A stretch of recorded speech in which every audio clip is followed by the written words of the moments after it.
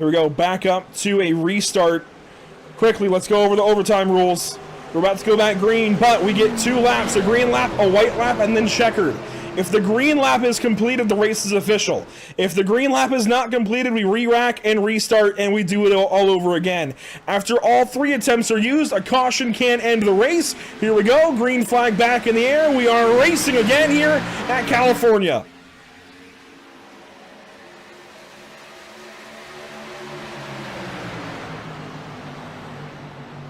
Already contact there with Joe Lawrence. He's trying to hang on. He pedals the car, but it holds up. No rainwater. Out front is Vicente Salas, and it is Lane Riggs.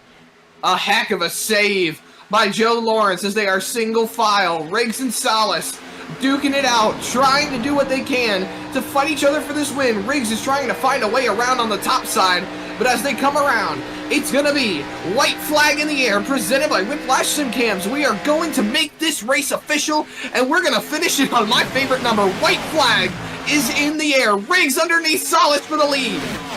For the lead and the win here at Auto Club Speedway, Lane Riggs finally gets down to the inside of Vicente Salas through turns 1 and 2. Can he hold on to it? Side by side still down the back straightaway.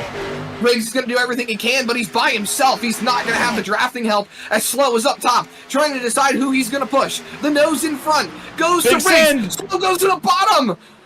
Big send for Slow.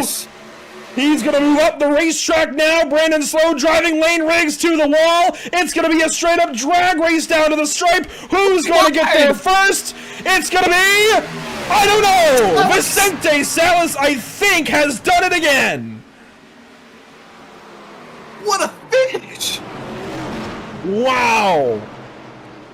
What a run to the end by these drivers. Officially, Salas gets it, and Slow and Riggs tie 17 1/100ths of a second, 17 1,000ths of a second behind Salas.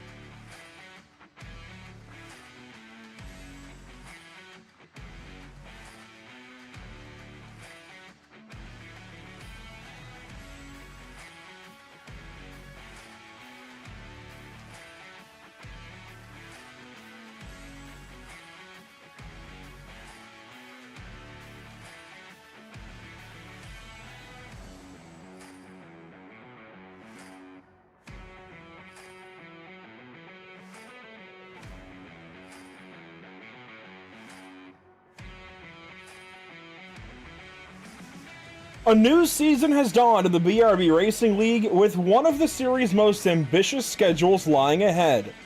Tonight we ease back into the Tuesday night routine on the high banks of Daytona Beach for a pair of qualifying duels. A total of 80 laps are on the card this evening with new faces in new places to learn along the way. Welcome to Pit Stop TV in the virtual Daytona Beach, Florida. I'm Andrew Cardinale IV, solo tonight. It's been a little while since I've said that for a BRB race, and, well, it's a pleasure as always to join you for coverage of the BRB Sundance Pro Series. Tonight's coverage from Daytona for the Sundance Daytona Duels is brought to you by Sundance Pizza, by MX Wraps, and by the BRB Racing League. I'm excited as always to get this season started, and I know I say that in just about every broadcast, but oh man, it feels so good to break out this particular track map graphic. Daytona International Speedway, the world center of racing. It's a classic. It is pretty simple though. We don't have to stick on this for too long. We've got other business to attend to, including a couple of driver interviews here this evening that we'll be getting to here in just a couple of moments. First up, Daytona, of course, does sit in for race number 1 this season, not just here tonight for the duels, but also next week for the season opener, and there you have it. We've already teased some of the schedule in previous races to cap off last season's season, I suppose, but here we go. Now you see the full schedule with dates and lap counts. We kick things off here at Daytona this weekend next, and then it's on to Dover Motor Speedway in Delaware on April 14th, then New Hampshire Motor Speedway there on April 21st. From there, Cinco de Mayo takes us out to Mexico City, on down to Texas, then back to Daytona for the road course, and finally Indianapolis to cap off the month of May. It'll be Iowa and Rockingham to start off June, continuing on to Kansas and Martinsville as the chase will near. The final 2 regular season races will be the Oval at Motegi and at Michigan, and then we go chase racing beginning at Bristol, the short track, then Sonoma, the road course, on to Talladega, Atlanta, and California. And I believe Atlanta is going to be the legacy scan of the track. I may need to refresh myself on that. I can do that really quick. We have the power to do so. Yes, I do believe it's going to be the legacy scan of the track as opposed to the new Echo Park Speedway. Well, we are into the practice session here, qualifying coming up in just under 10 minutes, and we have a couple of drivers that will be sticking around for what will be essentially a shootout style or clash style race after the duels, but of course the duels will set the lineups for next week's season opener right back here at Daytona International Speedway. If you're new to the BRB Sundance Pro Series, these drivers do run the ARCA Menards Series cars, and these were most recently run in the real world at Hickory Motor Speedway this past Saturday night. I was there for that one on the broadcast, and man, these cars are always a blast. I'm excited to continue on with these drivers and, well, cars into season number 6, just like season number 5, and here you see some details about these ARCA Menards Series cars. The ARCA Elmore 396 engines, 396 cubic inches, about 6.5 liters, putting out around 700 horsepower and 530 foot-pounds of torque.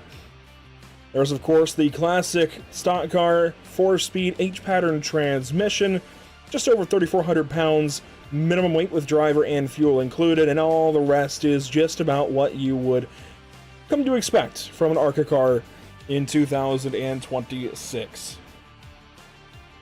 Drivers are on track, as mentioned, for practice, and we are quickly getting closer and closer to our first qualifying session of the season.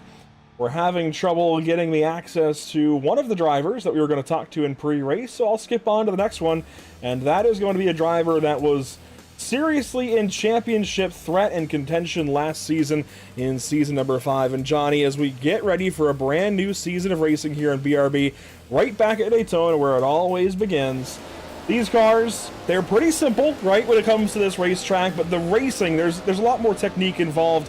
How do we feel about tonight? Yeah, we'll see. I mean, it's not a super extreme big deal where you start on this game or on Daytona. I mean, if you start in the back, you know, you can kind of get out of it. You start in the front. I mean, anything could happen. Preferably, I guess we would want to start up front to vent out some of the new guys. You never know what'll happen if they're mid-pack. Kind of see what the wrecks do. Yeah, we'll see what happens. And these duels, this is a new thing for this season. How do you feel on the driver and team side, considering we haven't really done this before? Yeah, it'll be interesting to see. I mean, hopefully we get paired up with teammates, right? But if not, you kind of got to look, team up with old friends, and if they'll stick with you with the duels, it'll be interesting to see. And of course, there's some new faces in new places, one of them being a new driver on your team that you run on with. Well, previously it was just you and Richard at one point. Now Jamie Port is over there, and now this season we've got Scott Fritz joining 6'5 Motorsports. Has the dynamic shifted? What's that like bringing him in? I know he's obviously a pretty accomplished dirt racer on the sim, but he's also spoken for himself pretty solidly here on the asphalt side in BRB.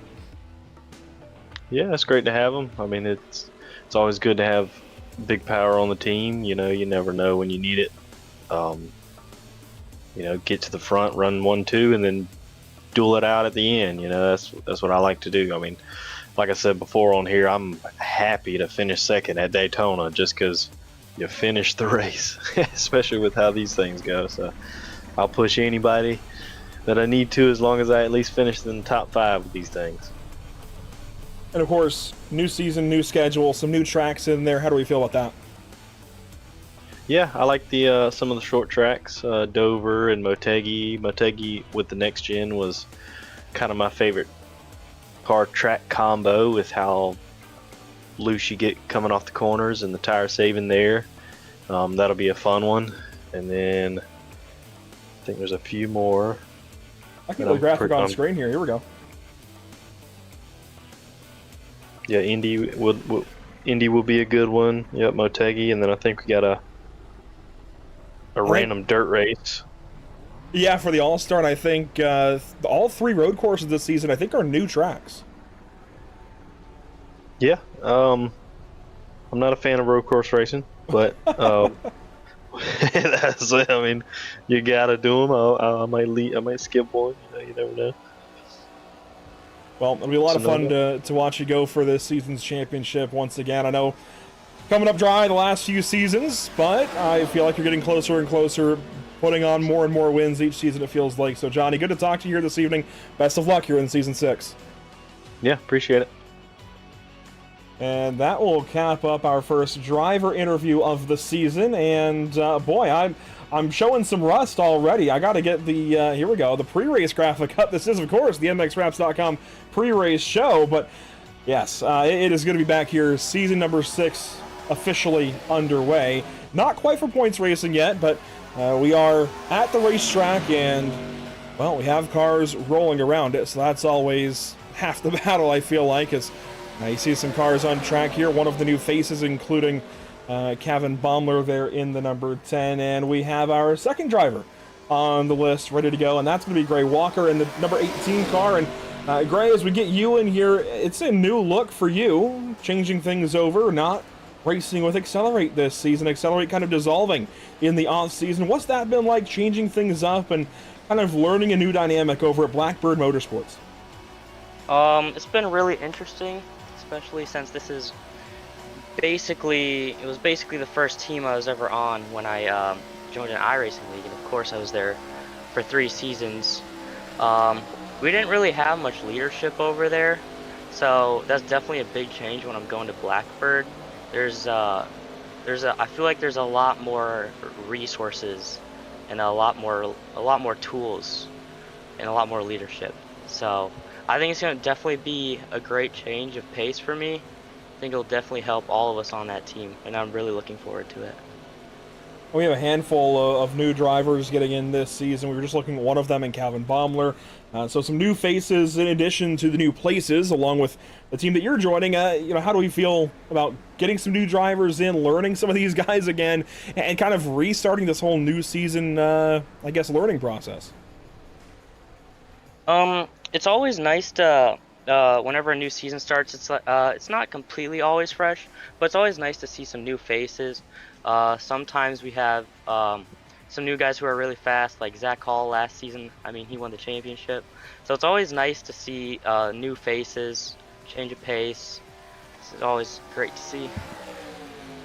Taking a look at some of those cars, those drivers on the racetrack currently, and Gray, you know, it's also got to be different, kind of losing the teammates you had and getting new ones that I don't recall the roster verbatim, I suppose, but I don't think that you've raced technically on the same team as these guys before. So, I mean, when it comes to this kind of race, you know, Daytona, where teammates are everything, that's got to be a bit different. Oh yeah, for sure. It's gonna be Coulter, myself, and our new guy. I think he's one of Brennan's friends. I think his name is Cam. It's gonna be us as a 3-car team. So I think Coulter and I have a lot of good chemistry. Teammates for 3 seasons, and then I knew him for years prior. So I think we're gonna work well. Definitely gonna be interesting to see how the new guy is. I think he'll do good. But it's definitely going to be interesting to see how that works out with a new guy, as well as being down a car compared to accelerate. So. And I just asked Johnny this same question. Some new tracks on the schedule this season. Let me put the graphic back up just like I did for him here. So some new tracks on the schedule. Mexico City, Daytona Road Course, Sonoma. All 3 road courses, I believe, are new to the series. We also have Motegi making an appearance. Martinsville is back on here. Rockingham is back in. Indianapolis is back in. New Hampshire's back in here. Dover's back. I mean, a lot of tracks in here that we haven't seen the last couple of seasons. How do we feel about your particular chances? I mean, Indy has to make you feel good, right? It was back in season 4 where you last won, and that was at Indianapolis. Oh yeah, for sure. I'm really looking forward to that one. I was really. I don't think it was here last season. I was disappointed for that. That's gonna be huge to have it come back. I love that track. Obviously, my home track. Got my first win, first and only BRB win there so far. It was very, very awesome. So I'm looking forward to that. Motegi as well. That's gonna be a new track. Looking forward to that.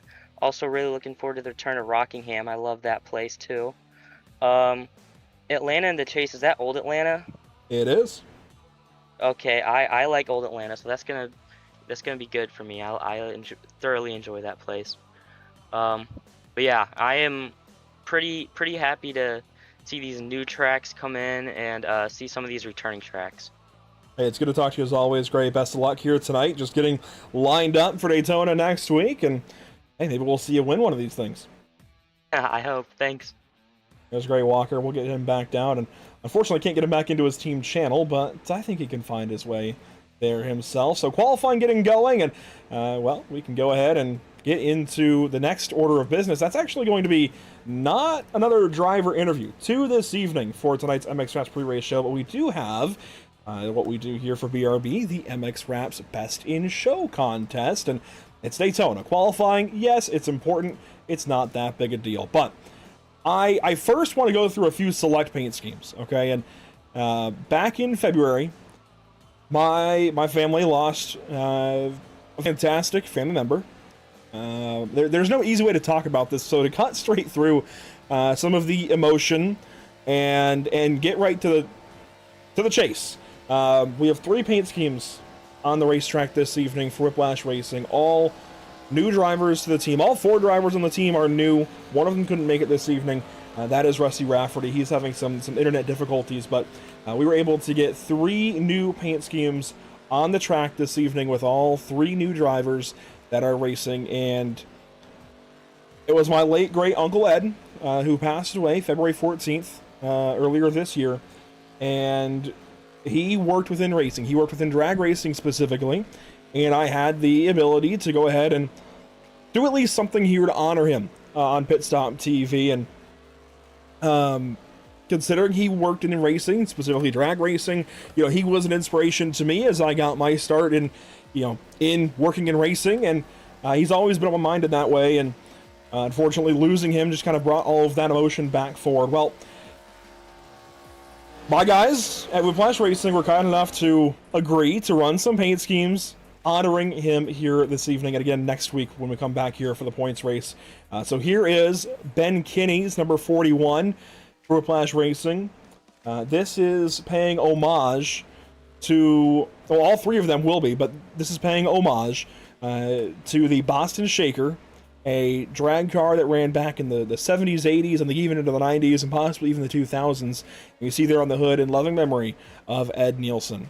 Before we go green tonight, I will step aside, have a quick moment of silence, but we have the first of a handful of paint schemes here with Ben Kinney's number 41. We also have got one out there, the number 40 of Josh Conover.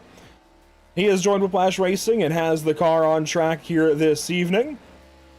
So a good look at it there. And again, these are all different paint schemes of the same drag car that evolved over a handful of years. And Brady Motes is our third on track this evening in the number 44. So with that said, selfishly, I am nominating one of them. That's going to be Ben Kinney's number 41 that we just looked at. But we have other cars to look at. Let's go ahead and do so. There is one that is going straight on the board as well. Cameron Taylor's number 42, Alaskan Brewing Company Toyota Camry. That will go on the board. So the 41 and the 42, those were easy. Josh Parent, he's got a new look in the number 22. Not a great look at it here, unfortunately. Kind of driving away from us. There's Scott Fritz. He's back in his usual Daytona paint scheme. Ronnie Norman on track. We see him on Monday nights. And unfortunately, these guys are wrapping up their qualifying runs already. Dakota Bly is out there in the number 88. How about that? The Bill Murray colors. Evan Batinko's got some new colors as he heads over to Level Up Motorsports. Jordan White in his usual MX Wraps colors. William Maple out there in the same paint scheme we've seen him in before. Cody Dorsey this season, racing as his own independent driver. Coulter Clark, he's got some Red Bull colors, and this is one I'm looking forward to seeing on track a lot this season. That's good. That is really well done. Bravo to MX Wraps for getting that one out. That is a really nice Red Bull paint scheme. And that will go on the board. Looking through some more of the field, we might hold off until the grid and warm-up laps to get the final nominee in here, since qualifying is wrapping up and cars aren't on track anymore. But you see the times there on the left side of the screen. We'll wait on the grid here to finalize the fourth and final nomination for Best in Show. But there's three of them. Again, the 41 of Ben Kinney. I'll get this all typed in.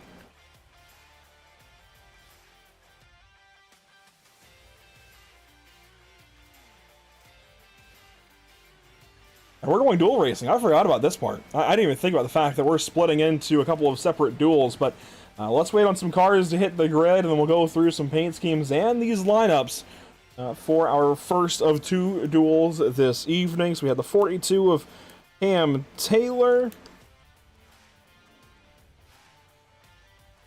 Unfortunately, as I'm typing this, since I'm solo tonight, it means we don't have another voice, so I apologize, but these all typed in. We have those three logged, and we'll look for another. Looking through this field, let's go ahead and meet the field first. So here comes your very first ATVO starting grid of the season. On pole for duel number 1, it looks like it doesn't want to load the times. That's okay, we can go here and pull up some safety rating data on these guys. Still working on the I rating, but you can see Sam Dyer will lead us to the green. He sets pole time. The pole times do not lock in, though. So the top two starters will not be locking in to those positions. Everybody's racing for their own spot.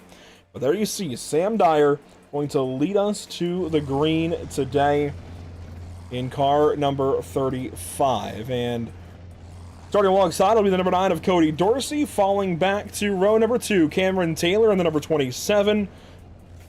Well, it'll be the 42, actually, so a great first qualifying run for him. It's a great-looking paint scheme as well. Ronnie Norman will join him on that row. Back in row number 3, it'll be Kyle Clank, the Canadian, in the 31 car alongside Kevin Baumler. Row 4 gives us Ben Kinney and Gray Walker. Row 5, Josh Conover, Stephen Borbell. Back to row number 6, it'll be Zach Maddox in the number 14. Cody Smith will start alongside in the number 4. And getting towards the back end of the field, Jake Christenberry, that should be Jake. They'll get that fixed, I'm sure, very soon, alongside Jordan White, then Caden Perkins and Coulter Clark. The final row of points drivers, I believe. But it seems Gavin Rogers will be taking to the grid today in the Sundance Pizza number 77. What the heck? Always like the Sundance colors. He doesn't break them out very often. We'll put Gavin on there for Best in Show here today.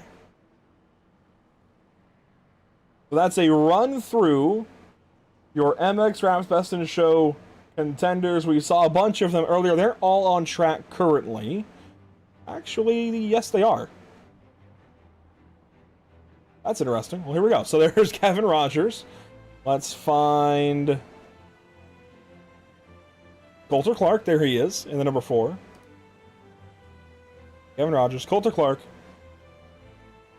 Followed up by Ben Kitty in the 41. And, of course, Cameron Taylor in the number 42. Those are your 4 drivers for Best in Show. Get your votes placed soon, as the vote has just gone live. Let's take a look quickly at the Whiplash SimCam's race details. Here they are. 2 25-lap duels. Duel 1 sets the inside, Duel 2 sets the outside. The rest is the usual formula, but we do have unlimited tire sets this evening. Let's get Season 6 rolling into the restart zone. From the fan cam, just for you, Brendan, green flag.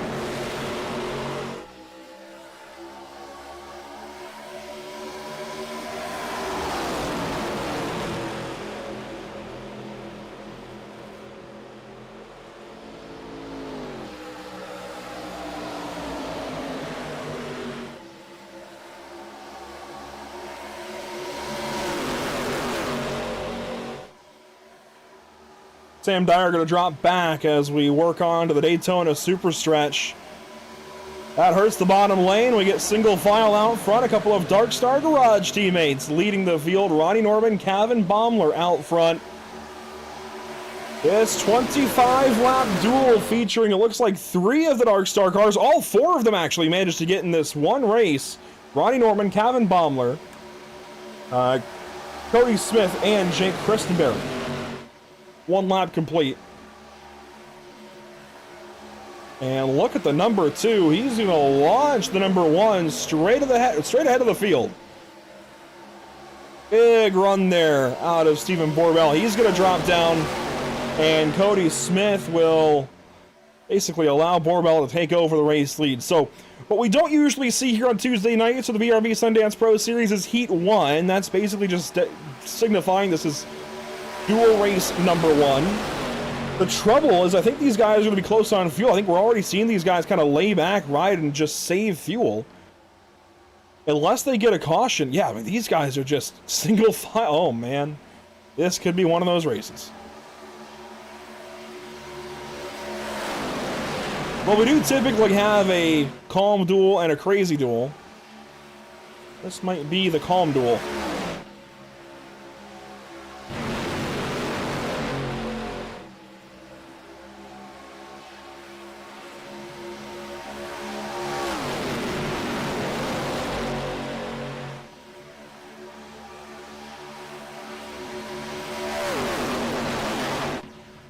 Everybody riding down low except for Stephen Borbell, and he is just staying out ahead. I think he wants to go behind these guys and save some fuel, but they aren't having any of it. Well, if you don't like what you see on Sundays when it comes to Daytona or Talladega, unfortunately, you're going to see it here today, I think. These guys maybe could have cut 5 laps off of this dual length. But it seems we're right on the cusp of making it on fuel or not. And so Cody Smith, yeah, he's hardly in the gas here.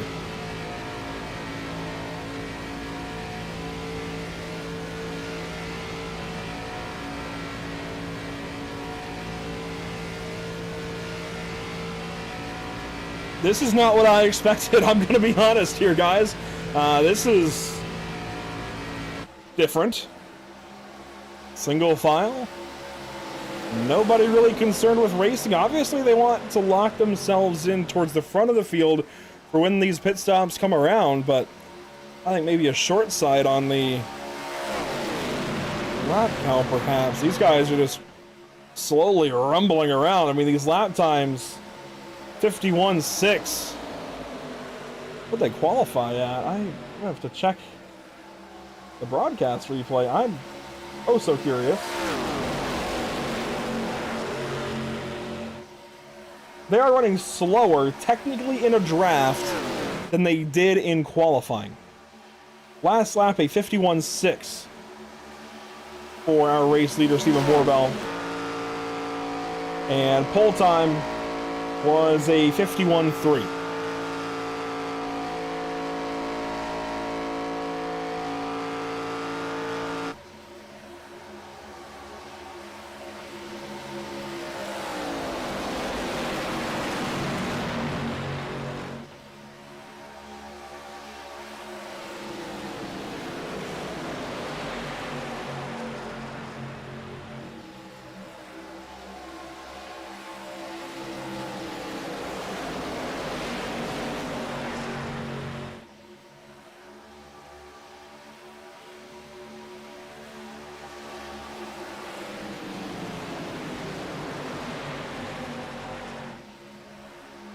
I'm not sure what to say. I mean, these guys are not racing right now. I hate to say it, but this is just, they are literally just riding about half throttle, 3/4 throttle. Stephen Borbell is pulling a gap, running lower throttle, and he's just kind of doing his own thing.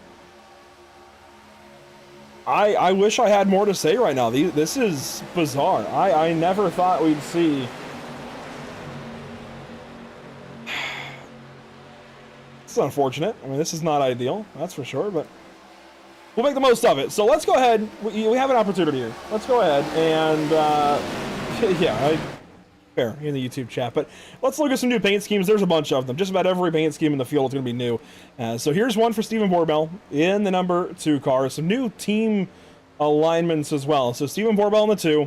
Got Cody Smith in the 1. This will be for Dark Star Garage. Pit stop TV colors in that 1 car for now.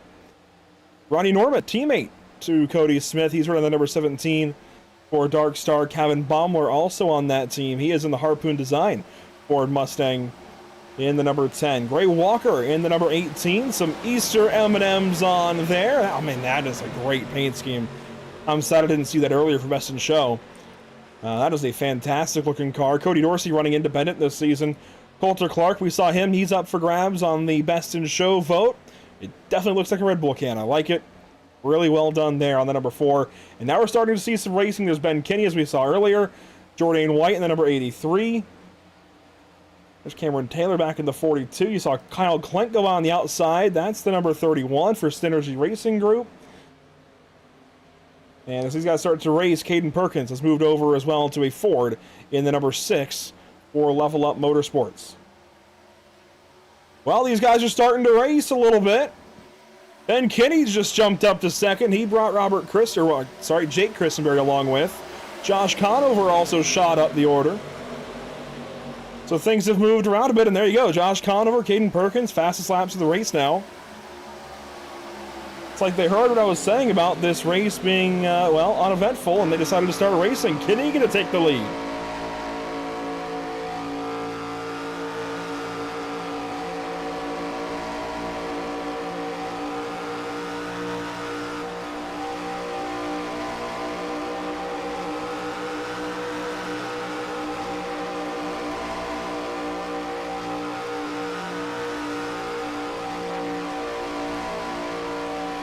Side by side, Jake Christenberry and Stephen Borbell, and yeah, we're starting to get ourselves a bit of a race now, about 10 laps in. I wonder if these guys saved so much fuel the opening 8 laps that they finally decided, yeah, we hit our number, let's start to race. I just hope they don't run themselves back into a fuel deficit. That would defeat the purpose now, wouldn't it?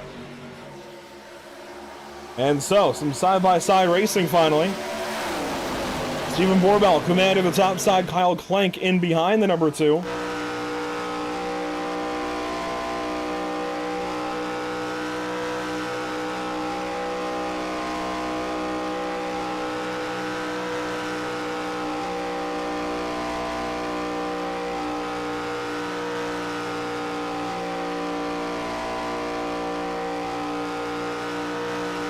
Colter Clark now leading the bottom side. He drops down there in front of Ben Kinney as Clank gives another shot to that number 2 Ford Mustang. 15 to go in duel number 1. Of course, these guys wanting to get clear on fuel. We're about even, top lane versus bottom. Well, we decided to leave the door open to some drivers that are not racing in this duel. And we're going to bring in who used to be our very own Josh Parent, now Spirit Racing's very own Josh Parent. And Josh, is this what you expected? Did you guys do testing to get the fuel number, and did you expect to see this kind of fuel saving? Honestly, so I've been just working a lot, so I haven't seen much of it, but once I saw the fuel number prior and then the lap count, I definitely knew that there's going to be saving, but they definitely picked it up by now. It seems like the fuel savings have definitely been cut out a little bit. Admittedly, they did get going once. I feel like once I called it out, that it was just not that enthralling, I guess. But yeah, they're starting to race now, and of course we saw this same kind of racing back at Daytona and Talladega last season. 2x2, lanes moving, trying to kind of get that conveyor belt flowing. Now we see Perkins drop, and it looks like that'll be one of the Toyotas drop. I think that was Maddox. So dynamic shifting at the front. Of course, you're now in that Toyota camp. What's that been like, getting to know those guys a bit more? Obviously, I think we already knew Brennan Maddox pretty well by the end of last season, and some others like that, Gray Walker and such. But now that you're really working with those guys, what's it been like? You know, it's I guess I'm not going to know too well, I guess, until we really get on track with them and get the help, because as you saw last season, I had to try to do everything alone almost at I believe it was Talladega. It was like it's being on my own island, but now I have some teammates, extra teammates per se, out there to I think that might get on the bumper. So we'll find out, but I definitely feel like I have more of a security blanket this time around on the play tracks. And watching this racing, is there anything you've learned so far? I mean, obviously it's Daytona. It's not rocket science, right? It's the same kind of formula that we've seen many times past, and 3 times last season with Daytona, Talladega, and Echo Park. So nothing too crazy. But is there anything you're learning as far as maybe some of these drivers that are new to the series? It seems like some of the people that have had it just they know what they're doing. It looks like, and people are out here making moves. Seems pretty safe moves so far, and we still got however many to go here, about 10 to go. So everyone seems like they have a little bit of track awareness. It just from fuel saving to now people are trying to get their positions, and they're 2x2. You haven't really seen any 3 wide yet, and that's when you'll really see who knows what they're doing. We just saw Stephen Borbell get sucker-holed all the way to the rear of the field. He now runs 15th of 16 that are competitively racing in this duel. Side by side for the race lead, Caden Perkins alongside Zach Maddox. A couple of new teams, of course. Whiplash Racing complete wholesale changes over there. Evan Patinko departed for the team that, well, the race leader is now on. That is Caden Perkins over at Level Up. We also have Blackbird having joined. Spirit has refreshed things. Never mind. There goes Clank. We are crashing. Oh, boy. Turn 3. It's just about half the field, if not more. Oh, my gosh. What was that about this being a quiet duel? I spoke to. Did they try to go 3? I'm not sure. I think it might have just been a bad push from the 42 car. I saw Cameron Taylor trying to give a shove there to Kyle Clank. Here's the replay. So Taylor just giving a big shot. Oh, you know what? You might need to pull out Zach's line. Oh, that's what it was. Okay. No, wow. Okay. So we'll run that back. Clank got a bad push, it looks like. We'll run that back. So yeah, Taylor was pushing the daylights out of Kyle Clank, but the issue comes from the 9. Got yeah. to the bumper, the left rear. Watch this in slow-mo. Right Dorsey tried to chase the 42, got his right rear, hooked him up. It looks like maybe the 9 tried to get out of it and didn't have time, because that 42 got really out of line, almost a little out of control there to the middle. That's just a hard place to try to set up a push when that guy gets all out of line to the middle. big hits for the 11 of Christenberry, the 4 of Clark, the 14 of Maddox, I think, is junked. Oh yeah, the 14. So here's Dorsey's perspective. What do you see? Oh yeah, he's committed to that push already, and the 42 jumped out of line.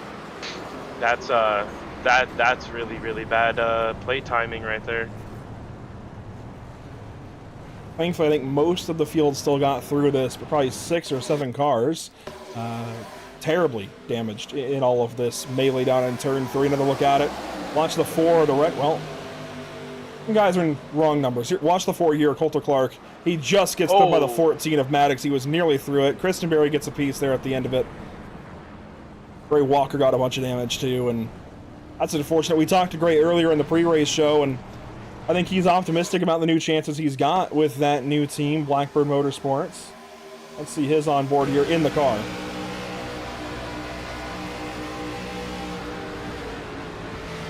Front row seat to it all, some blinks. Oh. Yeah, there's just nowhere to go sometimes. Especially up high, you just gotta throttle and hope. And we'll get one more look. This will be from Jake Christenberry's perspective. New driver here from the Nora Retro Cup Series on Mondays. And it all just goes wrong. He tried to get through. Yep.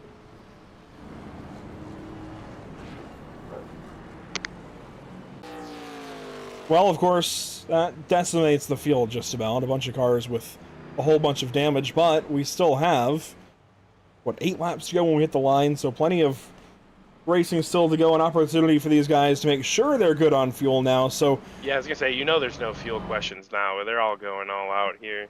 And so, would you about 5 to go?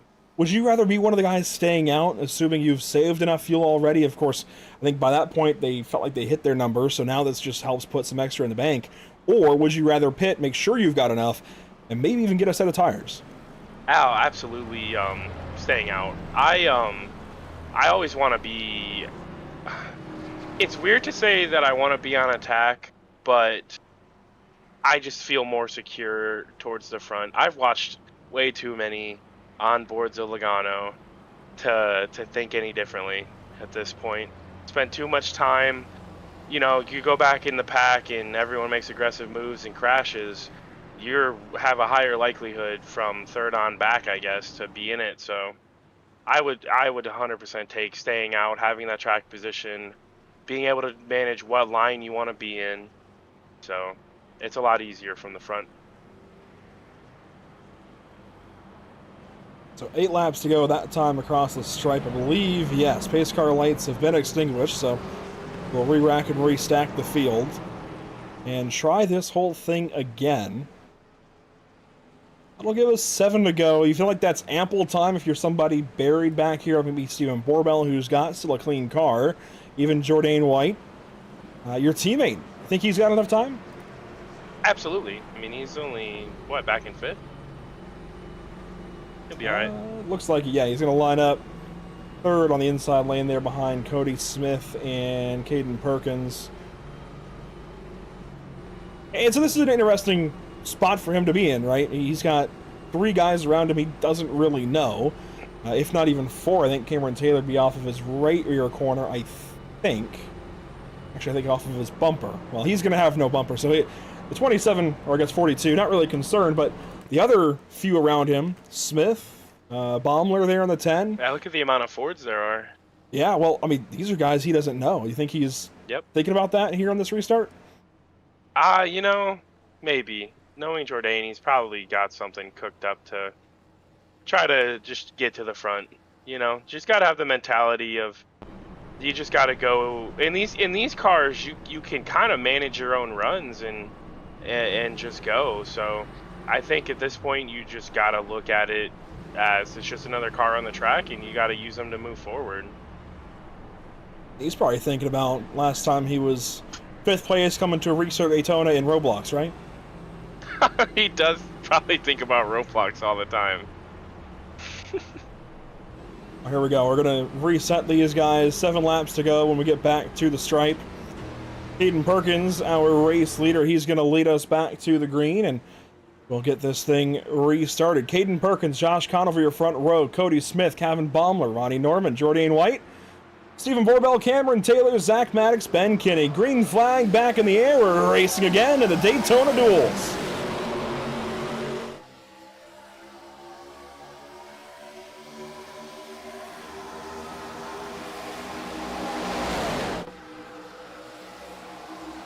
It's gonna be hard to beat that outside line with how tight they are right there. I was going to say a monster restart for the outside. They already have 2 car lengths in the bottom. I think that maybe is by design from Perkins. I'm not sure. Alls I know is in my mindset, I would have never moved low.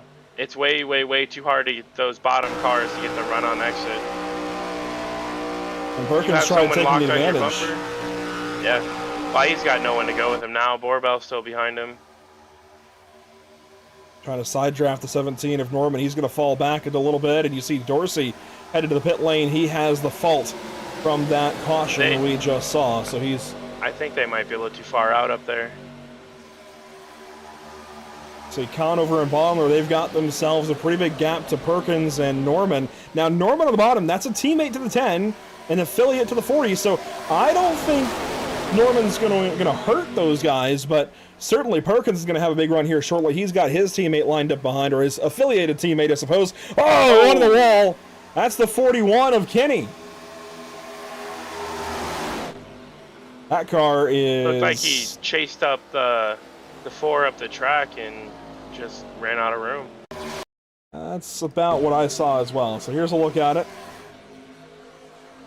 Back here towards the rear of the field, Ben Kinney kind of checking up, bottom lane going backwards. He tries to follow the 11 up, and you know the 11 is an affiliated car, and Clark just got in his right rear. That's just a disagreement over who was going to go where. I don't think anybody necessarily did anything terribly wrong. No. Just gap closed real fast. Here's Coulter's view. Now Coulter sees the 41 kind of checking up, so he's starting to go right, and Ben's trying to follow the guy he's working with there in Christenberry, and just a disagreement over who was going to go where. So the 4 Looks like 3 might start forming 3 wide up here in the front. and they come off of turn number 4. Someone 2 Fords trying. out front, Conover down low. That is Perkins up top, and the new number 6 car. 4 to go.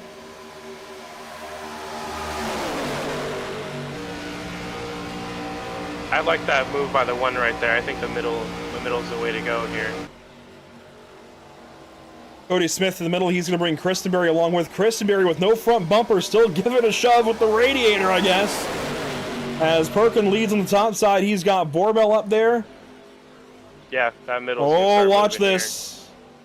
14 in the 1 now pushing. The 10 try to get up there. The 40 throws a block. Maddox is going to hook him. Big hit.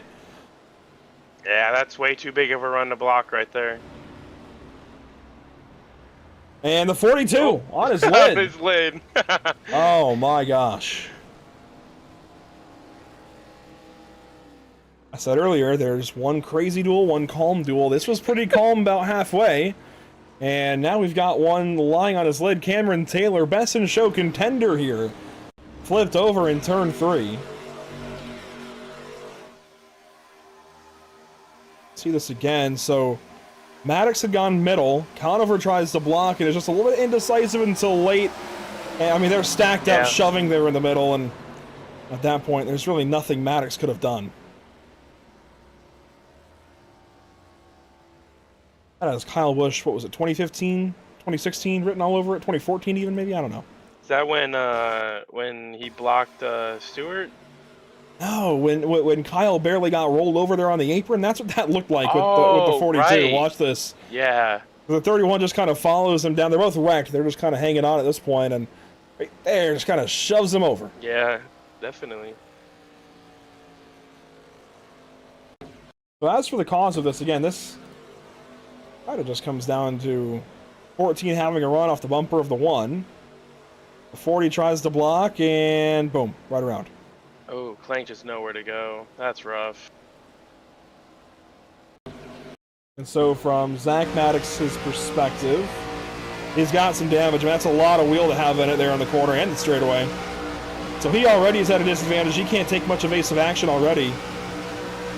And Conover comes up to kind of block, and you could hear... He's just getting shoved through him. Yeah, He lifted. Yeah, Zach lifted. Nothing he could have done. The thing with those, some of those blocks is you gotta commit to it early. If you wait that long to do it, you're just gonna get ran through. The speed difference is gonna be too drastic. And it looks like we will extend this race into BRB overtime. And what that means is we get a reason already. First race session of Season 6. The 6 is leading, and we get to break out our MX Wraps overtime rules. 2 laps, green lap, then a white lap, then checkers will end it. If the green lap is completed, the race is official. So if we get back to the white flag at any point in time, you race it back no matter what happens from there.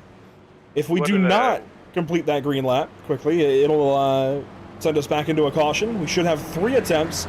After all attempts are used, once we're on that 3rd attempt, the caution can end the race if it comes out before the white flag.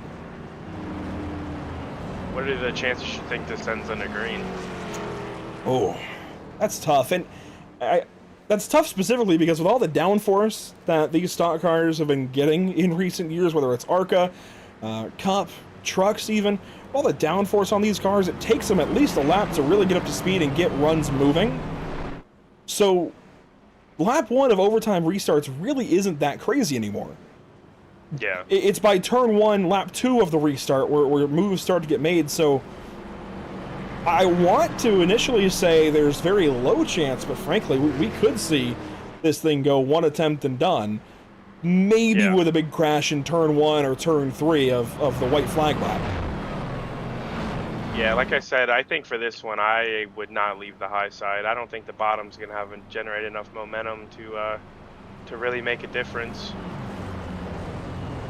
But obviously, we'll a couple of cars are in the pits and headed to the garage at this point, but of course, we do our MX Wraps Best in Show contest each week here with the BRB Racing League, and I've noticed that all 4 that I picked happen to be in this same duel, Josh. So that's going to give us an opportunity, actually, maybe to nominate you here in Duel 2 in a few moments, because what I'm going to do, to give everybody a fair chance, we're actually going to put up 8 total paints tonight. We'll do this first contest here for Duel 1, and then do a second one for Duel 2.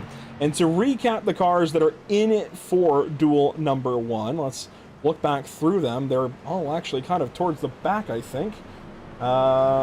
Yeah, well, one of them was Gavin Rogers, and he's not actually racing, so I kind of feel bad there. But one of them was Gavin Rogers. We can still vote on it, guys, if you're feeling like it. It's a beautiful Sundance number 77, as he is running the fun race / shootout here coming up shortly. Ben Kinney, also in that list, is a tribute paint scheme to the Boston Shaker and to my late great uncle Ed Nielsen. And then we also have Cameron Taylor in the number 42. I love this. I mean, the Northern Lights down the Alaskan touring car. I mean, that is really well done. I believe that's a Zach Maddox work. And then we also have the, let me find him, the number 4, Coulter Clark. Yeah, I loved Coulter's car when I saw it. I think they're all fantastic. It seems almost like a little bit of a throwback, but it looks really, really good. It's a perfect Red Bull style car. I do think they're 4 of the strongest that we'll see all season long. Certainly the 42 and 4 are going to be hard to match at any point in time this season. I'll have to get cooking for the Whiplash guys. I got to bring something to them. But honestly, if you had to pick one, Sam Dyer's scheme, it looks pretty good too. I believe that's new for him. I believe it's a trading paint scheme, but that's okay. That's okay. I mean, he's got the contigs there on the fender, so I think it is, but that's okay. We can still work with some trading paints cars, but that's a look through them. If you had to pick one out of anybody in this field, who would you take? I won't take myself. I honestly, I really, really like Coulter. Zach Maddox's car looks phenomenal, but I that stalled that lane completely out.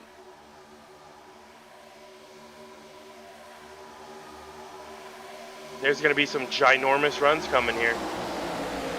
Where do you go?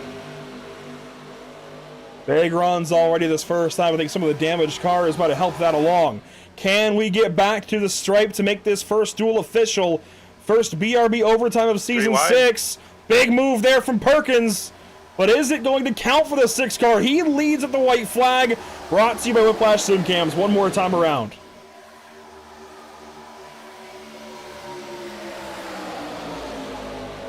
There will be some drivers chirping about that number 6 changing lanes. That had a big effect on the restart. Oh, he's getting hooked by his teammate. My lord. Oh, everybody jumped off of turn 2. Cody Dorsey now leading. Here comes Ronnie Norman. He's got a push from his teammate Baumler. Josh Conover just barely snuck through it. And now it's 2v1 Norman Baumler versus Dorsey. That's an easy equation. The run back to the stripe, I think, going to be easy between these two, or will they race? I don't know.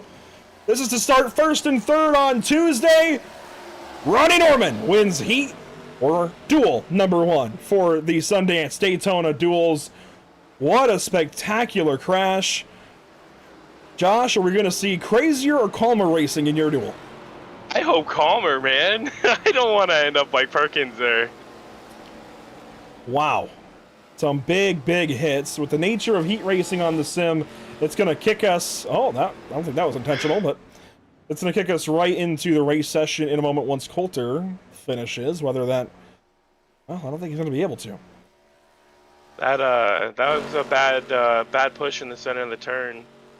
Perkins got down below the apron, and then, yeah, just absolutely missiled up into the wall. That was a big hit, and that shakes up the entire starting order for all of these drivers that'll start on the bottom lane next week. We'll try to get a replay of that crash here, at least 1 or 2 looks. Josh, thank you for joining me here for Duel 1. Best of luck in your duel. Maybe we're talking to you later. Yeah, hopefully, man. I'll see you. That's Josh Parent. He's racing here in Duel number 2. And there we go. Duel 1 wraps up. I'm going to try to get a quick replay. I've got to make it literally very quick, so give me a moment. Bear with me here. Let's grab the number 6, and, well, there you see the exact moment. So let's go back a little bit farther. This will be the white flag lap. Check this out. Caden Perkins, the number 6. I don't even know what camera to use here. Everything changes in a hurry, so Stephen Warbell pushing his teammate here off of turn 2. Right hooks him into the wall, big time they all go. The 9 gets through, but you see all the melee there in the back. Jordan White, Jake Christenberry, cars all over. And the race back came down, of course, to Ronnie Norman and Cody Dorsey. We saw it from here, so we'll get back up to the grid here for heat number 2 as cars are ready to go. And the winner of the first Best in Show vote of the season is going to be Coulter Clark in that Red Bull number 4.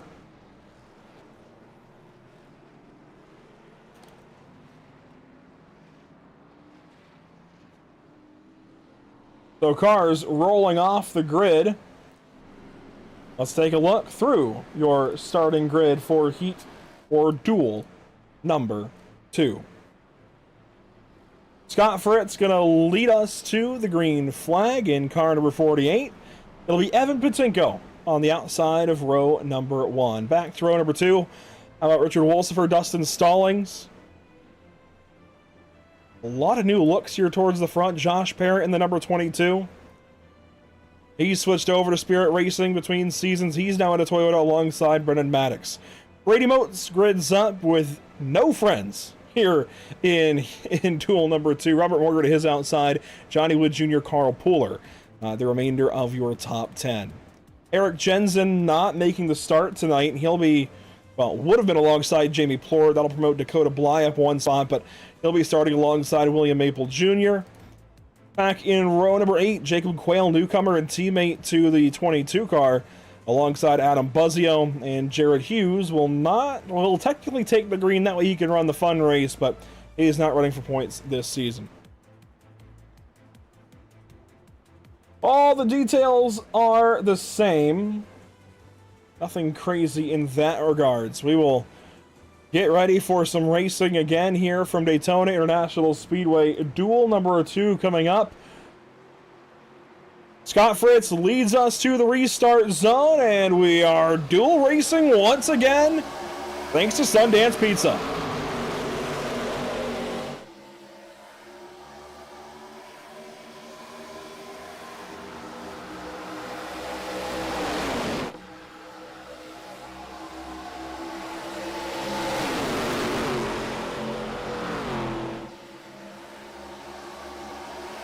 Oh no! Dustin Stallings around lap 1. He's already towards the inside. He does save the race car.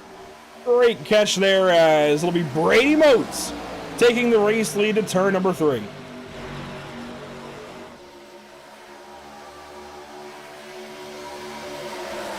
And the 44 playing Pied Piper just a little bit. He's got Patinko down low. Maddox up high, 1 lap complete, and duel number 2.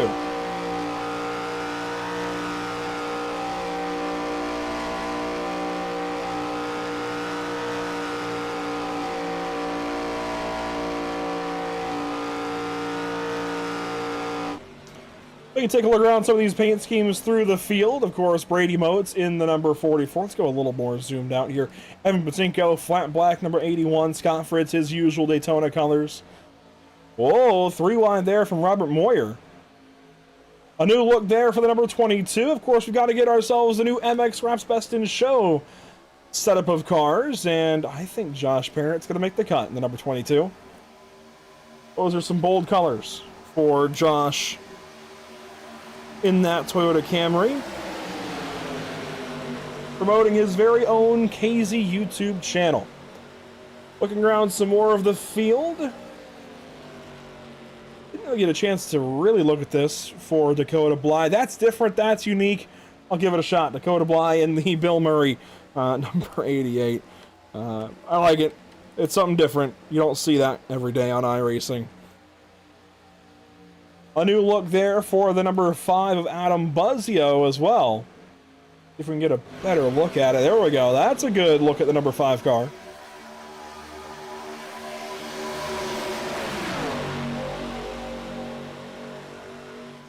And if we move around a little bit more...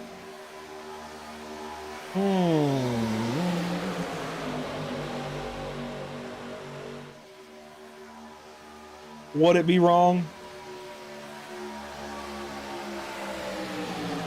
I'll tell you what, I'll go for one more here with Brady Motes, and then we'll call it a day. And looks like we actually have another driver joining us here in just a moment.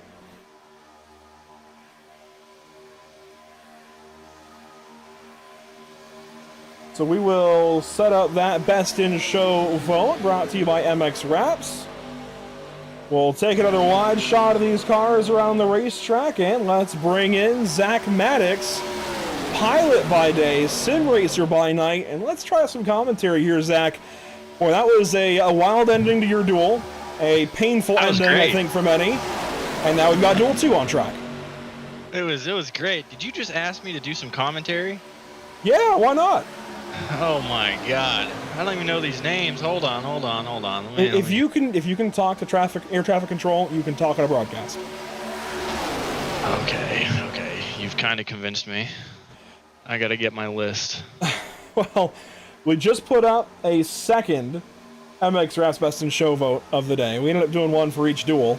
I accidentally nominated 4 cars that were all in Duel 1 to start off, but now we've got 4 new ones that are in Duel 2. And one of them is leading. That's the 44 of Brady Motes. He's got help now from Robert Moyer Jr. Some new guys in different places, but this is kind of a more core BRB field, I feel like, from the last couple of seasons. There's still a couple of new guys. Of course, Brady Motes one of them, another being Jacob Quayle. But I think the rest of these guys are all decently seasoned. I think among them, William Maple is kind of the rookie. These guys have all been around for the most part for a while. I would agree, yeah. We got Motes up there in the front, and then Quayle's there at the back behind Parent. I don't know what position that is. Forgive me for doing this on the fly, but we see Evan and Jamie Plord, I believe that is, making a run on the outside with Maple up high behind him and Adams following shortly behind. And that run from the top side died out really, really quick. but not before down low Patinko took over the race lead. He's over at a new team, Level Up Motorsports, kind of the development team for Next Level, and Adam Buzzio and Steven Borbell. That, of course, is a little bit different. And you guys over on the Toyota side of BRB have kind of done the same thing. Not only is Spirit still around, albeit with some new faces, your own team has entered, and that, of course, is Blackbird Motorsports. That's correct, yeah. So totally unplanned with Next Level doing their own development thing, but yeah, we over at Maverick felt like we wanted a Spirit was going in a direction, more road racing, love it for him. We wanted people more focused on Oval and a development team for Oval, so right after the last race of the championship race last season, Homestead, we decided to go, and Evan spins. And that's heavy damage. Inside wall, and that 81 is done. That's tough. He's going to try to keep it rolling, and actually the damage kind of reset itself, but let's get a look at what just happened there. We've seen this already a couple of times tonight. Even Borbell did it to his own teammate, Caden Perkins, right? So this is pretty commonplace, unfortunately. Yeah, it's just coming off those corners. You hit him in the wrong spot, and it sends people around. We saw it with Brennan and Dustin, and I'm sorry, who was that behind Evan? Jamie Plord. Jamie Plord, yeah. Just an unfortunate placement of bumper to bumper, just sets the car just slightly loose. Yeah, these bumpers like to grab each other. I don't think Moats was on Jamie's back bumper. I think that was just bumpers grabbing. I don't believe so. No, it's just Evan and Jamie Plord. Moats and Maple and Buzzio making a run on the top side. Let's see if they drop down potentially. Maybe. Don't make me look like a fool. How dare they? Well, anyways, yeah, so we felt like we wanted a development team. We had a team meeting after the season ended, and we decided it'd be a good idea. Talked about some drivers. Reached out to them, and it's Gray, Coulter, and then Cameron Taylor. And who is he? Because we were talking with Gray Walker earlier about this new team that he is now on for you guys, and it sounded like even he was kind of learning a little bit who Cameron is, and we saw a great run from him there. Initially, there in Duel 1, great paint scheme, by the way. Unfortunately, kind of went awry mid-race, just like it did for so many others. But what can you tell us about that newcomer in the 42? Yeah, so Cam is he's a friend of Brendan's. They used to race together in a Formula One league, and years ago I did a one whole season of that, and then decided it wasn't for me. So known him for a few years back. I think that was pre-COVID times. I believe he was just in communication with Brendan, tuned into some of the races last season, and showed some interest. And it just kind of worked out that he was going to join the league anyways. Worked out that we decided to make a development team, and I was like, hey, why don't I offer him a spot? He's incredibly skilled. Last weekend, I believe it was, or maybe it was this past weekend, Maverick gave our shot at the 12 Hours of Sebring. Dustin. We're crashing. They kept it together for the most part, but the Spirit duo at the back going to be off pace now with some damage. Johnny Wood Jr. in the wall as well. That was also from some blocking there from the 44 of Brady Moats, if I'm being honest. And he's now trying to get a run there on the outside and go around these Maverick cars. No dice.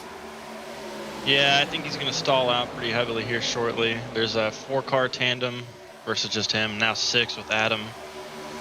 I think we can afford to get a replay there of what just happened into turn 1. So we'll go back here, take a look at the 44. He's trying to kind of cover up the 12. He had gone down in front of Plord for a moment. They all just stack up in the outside lane afterwards. Let's see if I can get a better view of that. You see here, he drops down to the 38, the bottom lane there. And then out of the tri-oval, he's going to pop back up in front of Maple. You see him get a run. And Maple then tries to kind of squeeze to the wall there, and it just didn't line up. You see the checkup behind it. And then Josh Perrin and Jacob Quick ultimately get the, or Quayle, sorry, get the short end of the stick there. Yeah, that's how it goes. I mean, I wouldn't say he was uncommitted on the move, but Maple made another move to go higher, and he just said it's just too close, too tight to be going back up. But these are things you learn with experience running around these guys, so. We'll learn. I love the duels because, one, it allows us a really interesting way to start the first race of the season, the official first race, Daytona next week. But also allows you to get some experience with these guys in the racetrack and kind of feel them out, how they're going to race, their style, if they can push or not, how good are they on these super speedways, so you know who you might be able to work with. And I think, admittedly, some of these guys came in not knowing what to expect. Some of the new guys, and, well, there are 3 of them running over on Whiplash this season, and we saw some blocking out of 2 of them so far, right? So I'll call them out. Man. I'll call them out. Some blocking. We just saw it there from Moats. We saw it earlier from Kenny. But you got to kind of push those bounds. And honestly, if you're going to do it, it's probably best to do it in a qualifying race that's not for points.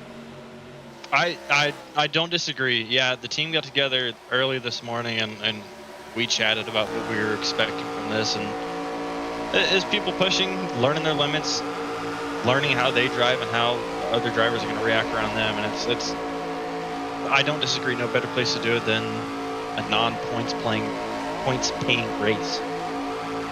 Yeah, I mean, of course, this will technically affect the first points paying race of the season next week, but it's Daytona. This is essentially lengthened qualifying.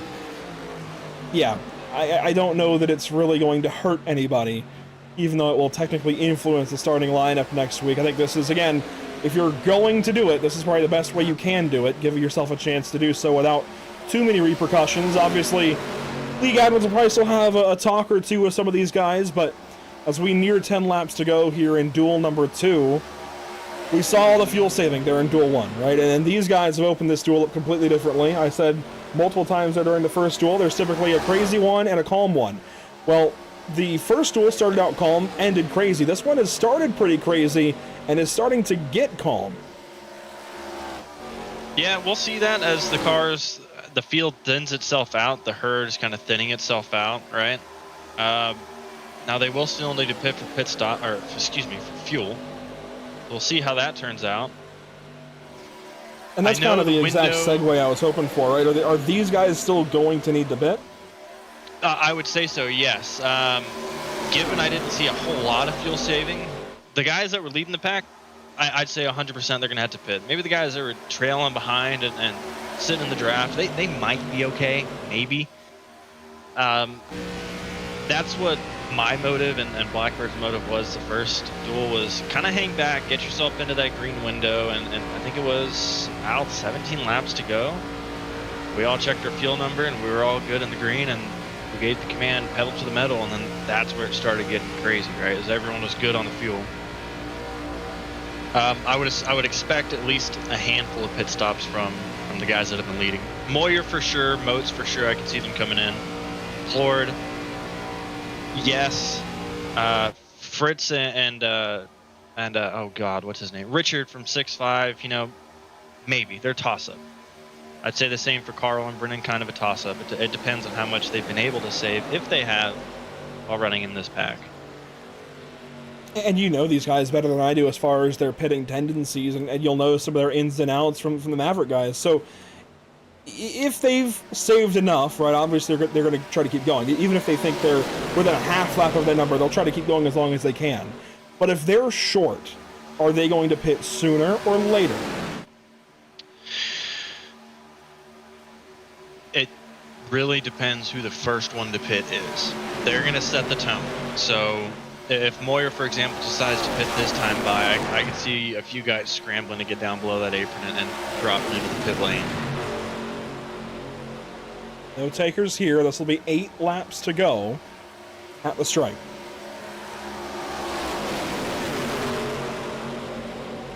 We got Plord, Adam, Maple, and I believe is that Jensen in the 88? No, that is Dakota Bly making the switch over to the 88 Dakota car. Bly. Oh, that guy? Gross.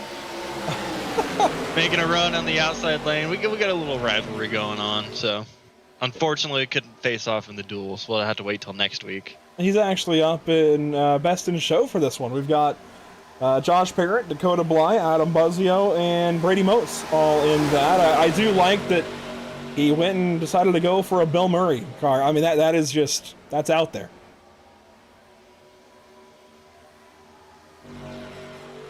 Yeah, that actually reminded me to go send in my votes. There you go. Jamie Plord I battling voted here. for, Oh, do you want to say who? yeah, I'll say who. We might have a rivalry, but that boy can put together some freaking paints. Fair I enough. went for Dakota Blyes. I did like the Dale Jr. number 8 style for him last year. I definitely understand the cohesive number font in the new 88, but man, I'm gonna miss it. As Plord's gonna get sucker hold Let's here. get split down the middle. The next level and 6'5's level gonna up scramble to cars get with him. gonna go high. Yeah, the 6'5 now regroup there in the middle. Wolfsburg picks up Plord. They're gonna slow everyone down doing that, or slow everyone, Carl and Brendan, down behind him. And it'll be 6 to go. This time by the flag stand. These guys don't look like they're pitting yet. I might be wrong, you know?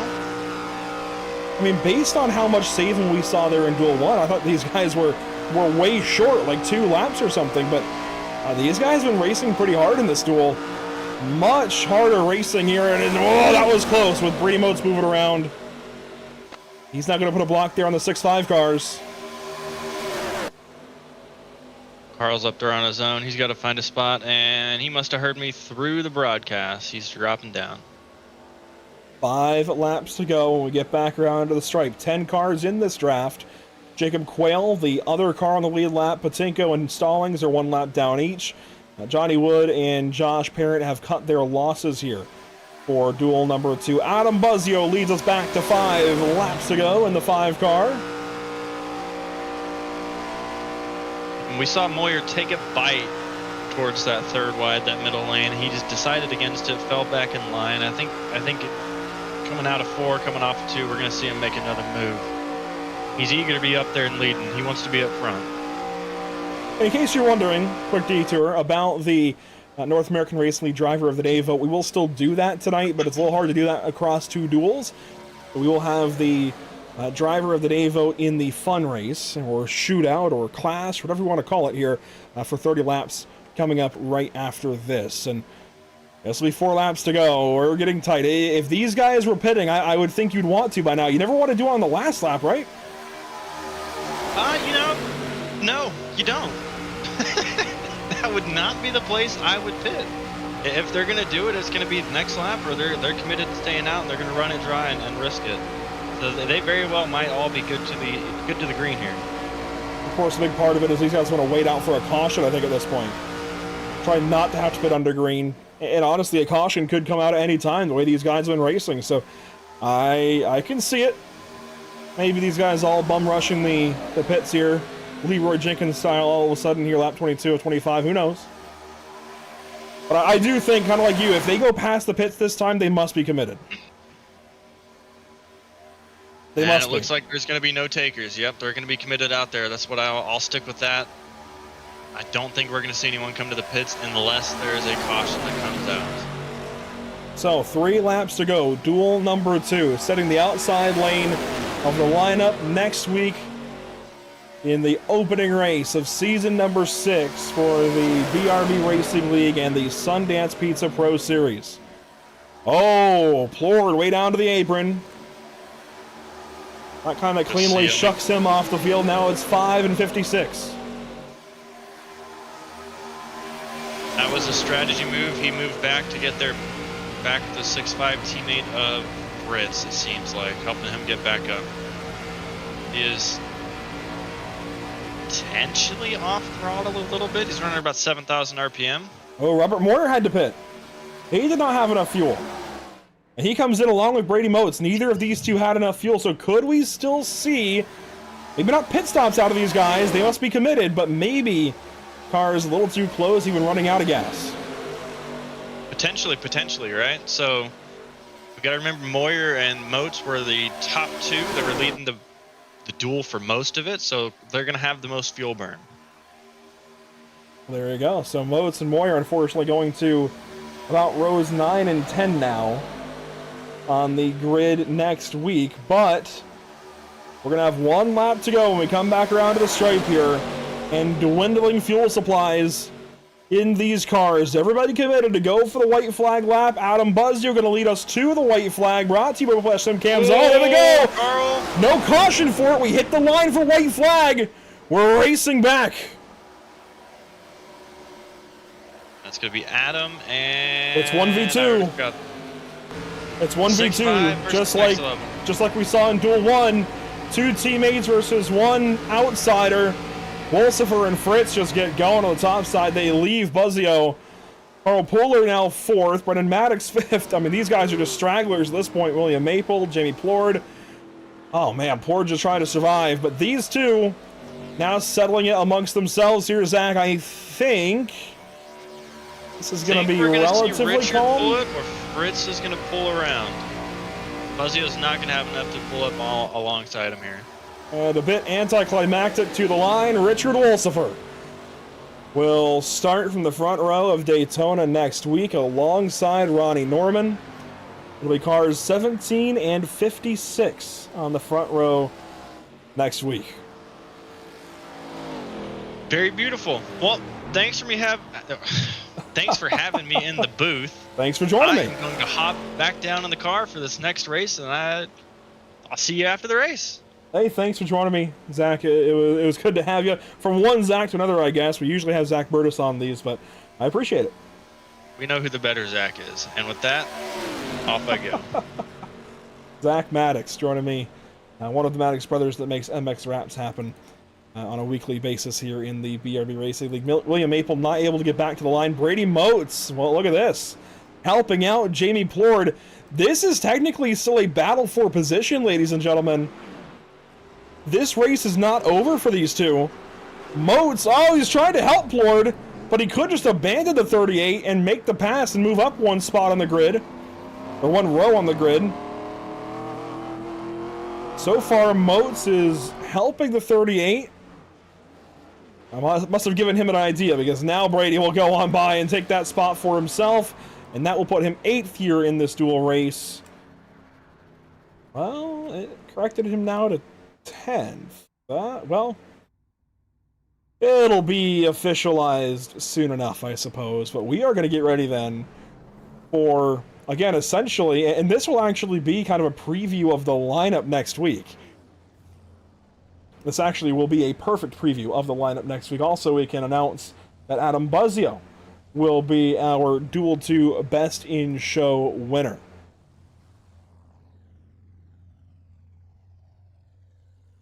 And so, with the duels out of the way, we can get set for, again, essentially a shootout race, a clash race for these BRB drivers for the first time.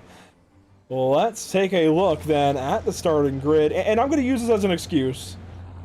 We use the cleaner grid there for the duels. But drivers, we have a way to pull in your driver photos now, and we have a couple here on the front rows. Perfect example, Ronnie Norman, Richard Wolcifer, but we don't have them for everybody. So as we go to row 2 here, we see we don't have one yet for Fritz. He might have emailed me one. I might have to get him in still. There were a couple of guys that they sent a bit a little too close to this week's race, so we'll get them in for next week. But Cody Dorsey, I don't believe, has sent one. Adam Buzzio has one there. Carl Poehler, we need a shot of you. On down through some more of the field. Zach Maddox there. Oh, Zach and Brendan alongside one another, not just here tonight in this clash race, but also next week for the points race right back here at Daytona. Steven Borbell, Dakota Bly there, and then a bunch of guys without pictures. Sam Dyer, Robert Moyer, Cody Smith, William Maple Jr., Caden Perkins, Jamie Plord. How about Jordan White, Brady Moats? He's got a photo here on the broadcast. Love to see that. On down through Jake Christenberry, Jacob Quayle, Coulter Clark, Dustin Stallings, Cameron Taylor, Evan Patinko, and a handful more. Kyle Clank, Johnny Wood Jr., Ben Kinney, Josh Parent, Gray Walker, Jared Hughes, Gavin Rogers, Eric Jensen, and that's it. 34 has showed up here tonight. Of course, Rusty Rafferty also registered for the series, but couldn't make it tonight due to some internet issues. Well, we have not yet looked at weather conditions. Let's go ahead and do it here. 74.4 degrees in the air, 99 on track. And the date and time here in Sim, well, it's today's date, about 3:17 p.m.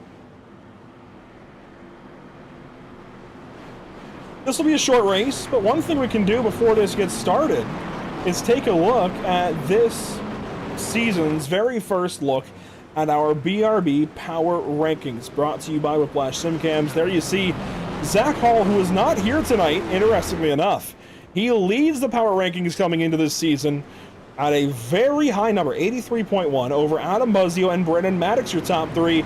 Maddox and Fritz moving up there after the last race at Miami last season. Johnny Wood Jr. still in the top 10, along with Stephen Borbell, Richard Wolfsfer, Coulter Clark, Evan Patinko, and Carl Pooler. Here we go. Down to the restart zone. We'll get the power rankings out of here and get set. Turning music down and the engines up. Green flag in the first BRB Sundance shootout.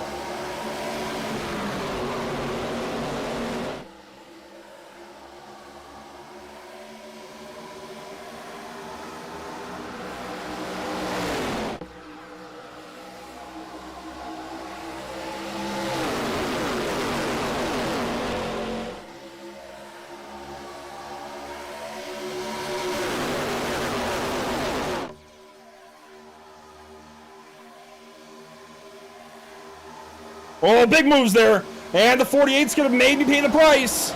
It's non-points. Gloves are off. What a save, though, from Scott Fritz.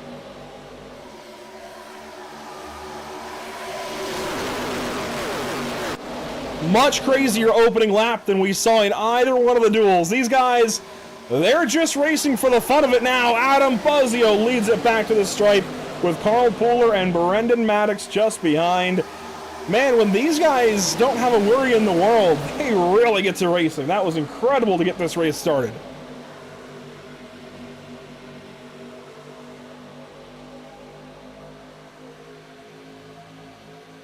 Brady Motes shoots the gap 3 wide, right around the top 10 cutoff. Adam Buzzio leading down the Daytona Super Stretch. Couple of teammates down low. A few of them, actually. The camo cars. That is Maddox, Pooler, and the other Maddox. Zach Maddox, we just had him on the broadcast for Duel 2. He's trying to lead back to the stripe here. He's got two teammates behind him trying to shove him to that lead. And across the line, Zach Maddox had it, but not by much. 26 cars within a second and about a tenth. Here's last place currently, Ben Kinney.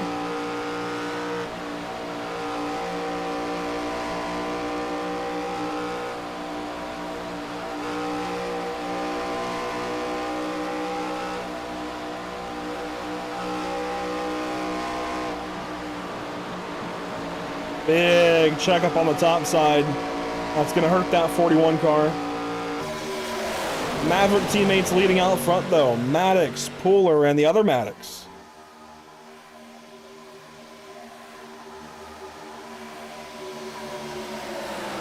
Recomplete out of a quick 30-lapper here. I'll tell you what if we get a little creative? See here.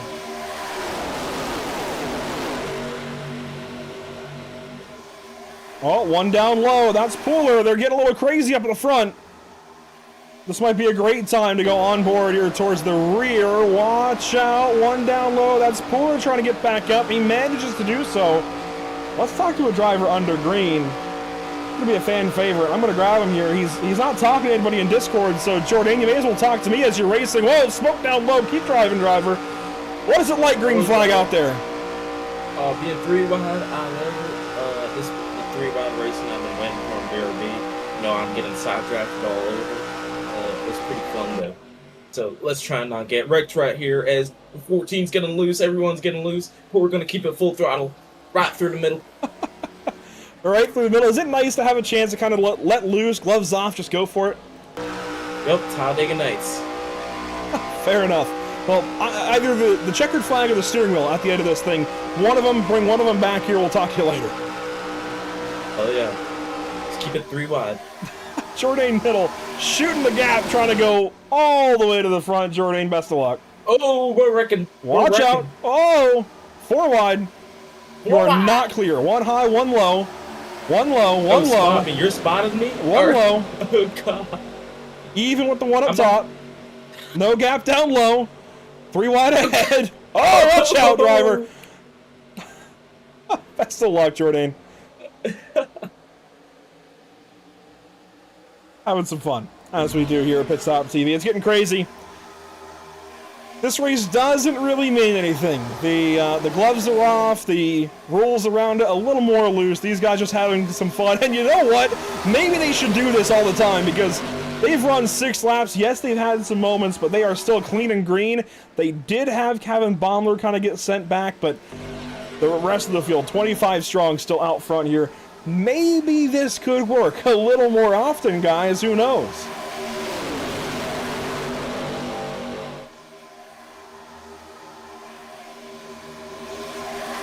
You know what?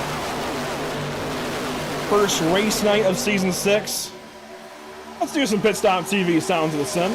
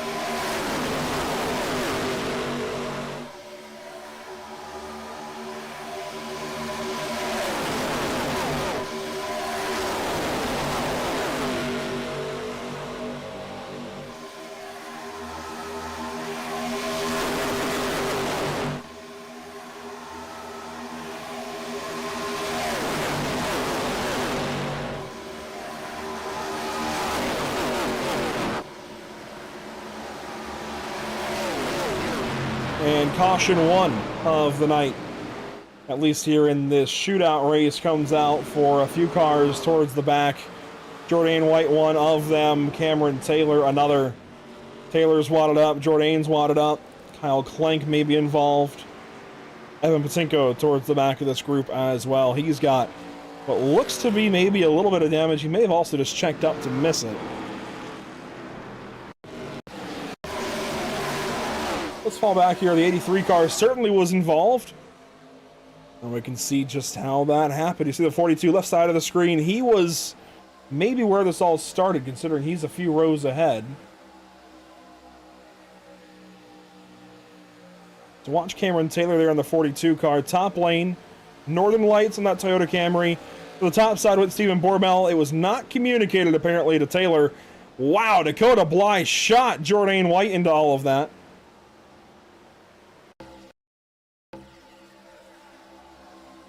'88 came in out of nowhere. Check this out.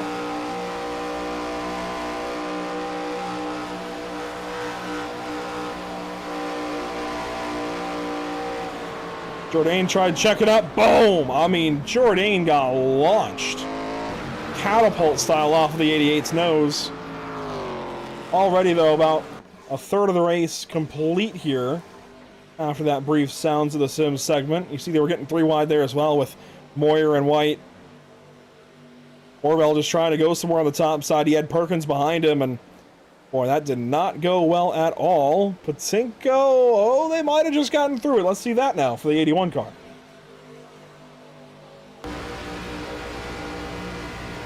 Back to being teammates, a bit of a reunion with Dakota Bly. Also now a teammate with Caden Perkins, and now William Maple. But here's Patinko's look at it.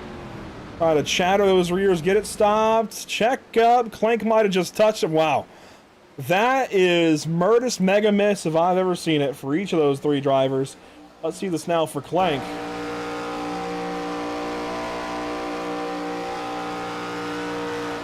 Here's his view. Let's see, does he get into Patinko at all? Wood gets him, he gets Patinko, but that's okay. The 3 of them get by. Wow, great wreck avoidance out of those 3 drivers. And they all live to see the next corner. Some pit stops here, as you know, we saw how close they were on fuel there in Duels 1 and 2. Let's talk to a couple of the drivers. Let's see, who should we go for?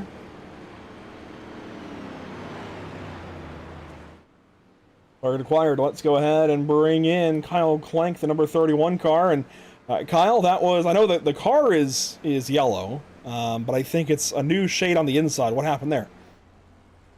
I was just trying to figure it out. Cole was telling me that they were wrecking in front, and I just saw it, and then I tried to go low, and all of a sudden there was a car inside, and then I think I hit Patenko. I just feel like I'm hitting everything today.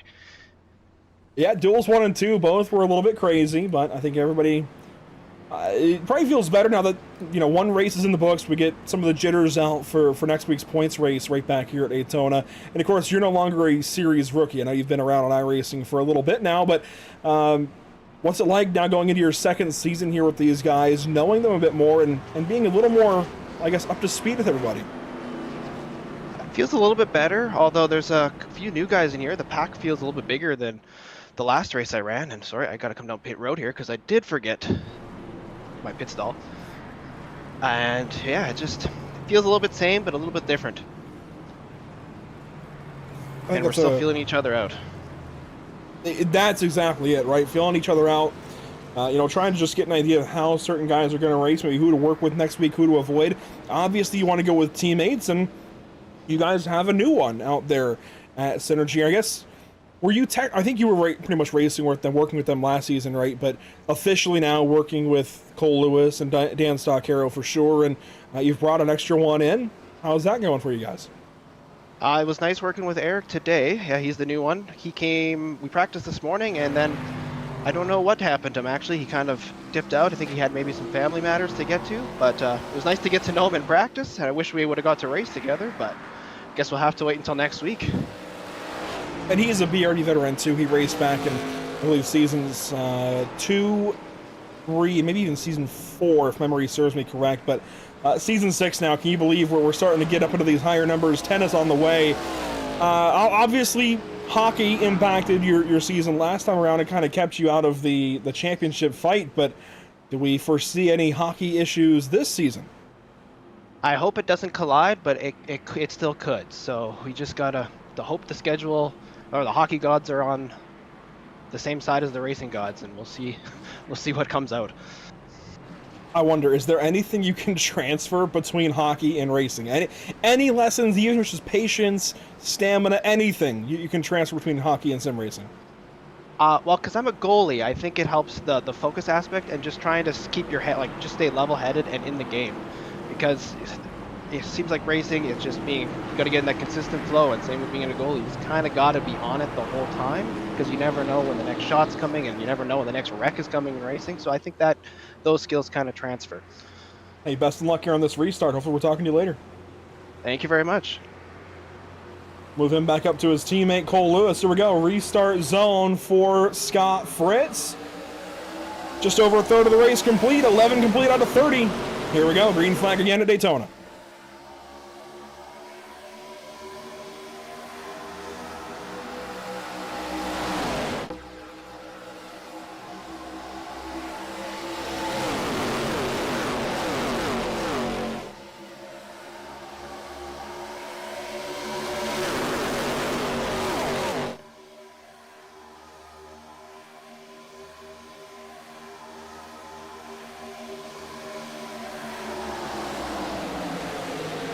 We saw those power rankings a bit ago. Here they are one more time. And, some highlights certainly would be the driver leading, as well as a couple of drivers right around him. The top 3 that are on this graphic that are also in the race tonight are all in the top 5 at the moment. Those are Buzzio, Fritz, and Maddox, all at the front of the field. And Johnny Wood not far away. Stephen Borbell, he's down the order because of what we just saw in turns 3 and 4 for that caution, but he's been towards the front so far today. And let's not forget Richard Wolsifer. He was fun to watch. Coulter Clark obviously had the issues there in Duel 1, Patinko in Duel 2, and Pooler in Duel 2. But I got to say, a lot of the cream right back at the top, even though it is Daytona, and, frankly, anything can happen in these races. We're still seeing a lot of the same players towards the front of the field. On board with Scott Fritz as he leads at the World Center of Racing. 13 complete this time.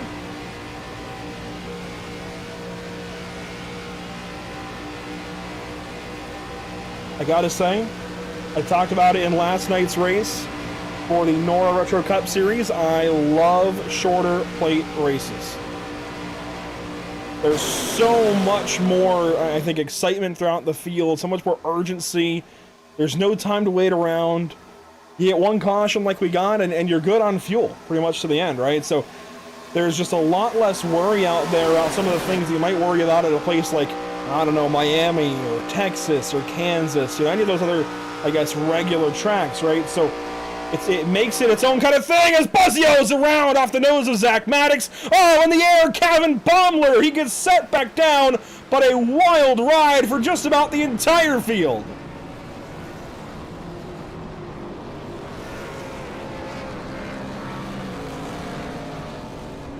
Holy cow! Did anybody get through? Scott Fritz, Richard Wilson, Rustin Stallings, they seem to be okay. I think Brendan Maddox and Carl Pooler might be as well. Wow. That was incredible.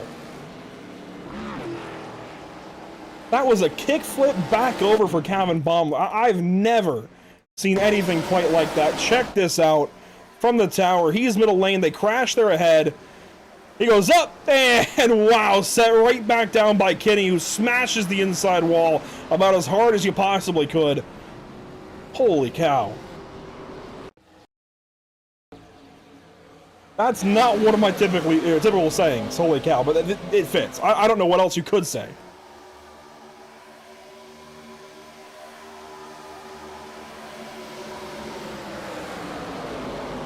Wow. That's gonna make for some epic photos.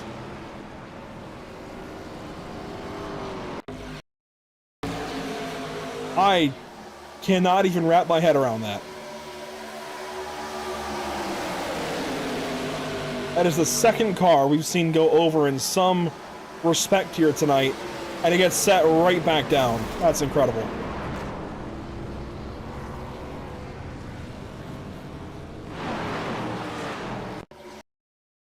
And now, inevitably, you knew we had to do it. Gonna ride on board.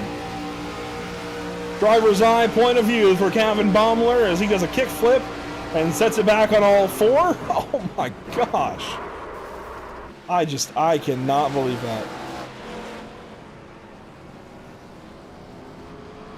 To start all of this off, the 14 of Zach Maddox was just pushing the daylights out of the 5 of Adam Buzzio, and even when Maddox was in the booth with me, we saw this happen a few times, just bumpers grabbing, and that's exactly what happens there. Baumler, oh my gosh. Kenny just smashes that wall. Maddox, I think, out of frustration, alt forward pretty quick, but boy, that was pretty spectacular. Here's the ride for the 41 car. Ben Kenny, brand new to the series. We got him over at Whiplash Racing, our in-house team, and wow, he had a face full of Kevin Baumler and then a face full of Safer Barrier.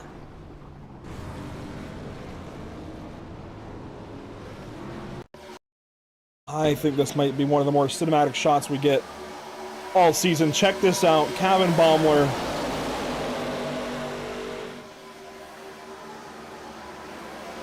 Wow.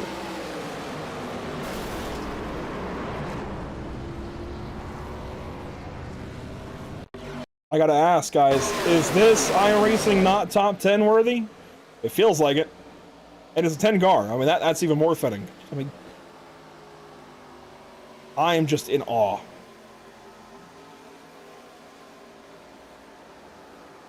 Wow. Every single Whiplash car was taken out in that one, but at least it was spectacular. I think maybe even all the level up cars might have been in that, aside from Bly, who of course was in the previous caution. Wow.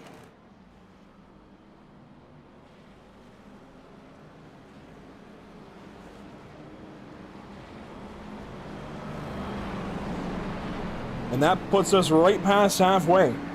Pace car lights have been extinguished. A handful of cars still in the pit lane. Zach Maddox, one of them. Cameron Taylor also still down there. Ben Kinney in the pits as well. Josh Conover in the pits. Buzzio in the pit lane. They're right next to one another. Kevin Baumler, unbelievably, is back on the racetrack. He is not quitting yet. Jordan White is still out there trying to give it a run for whatever he can. Brennan Maddox came in and got some repairs, but still has some damage. There's Brady Moats. He's still out there with Caden Perkins. Coulter Clark still on the track. William Maple getting some more service. He just got back to the pit lane. There's Sam Dyer, Evan Patinko in the 81. He's back with the field. Just an unbelievable accident that last time. Let's see if we can get this green to the end to get some spectacular racing possibly out of these guys. Who knows? But as we get ready to go back racing, let's take a look at what's upcoming for us at Pit Stop TV. The next week of racing, if you will, on the channel. Tomorrow night, dirt racing. Oh yes, I'm excited. The Dirt Sprint Car Championship Series roars into Peevely, Missouri for a really, really exciting date with Federated Auto Parts Raceway at I-55. I'm excited for that one. 410 sprint cars on a third-mile dirt track. Something we haven't seen a whole lot of here at Pit Stop TV. It's no April Fool's joke, I promise. It's real. We're going dirt racing tomorrow night. Sprint cars. I'm excited. GT3's show back up on the schedule on Thursday, though, for the North American Racing League amateur drivers. That'll be at Watkins Glen, and then look at that, the season opener for BRB next week, right back here at Daytona. Into the restart zone, big restart for Scott Fritz. He's back out front, and we continue on here at Daytona.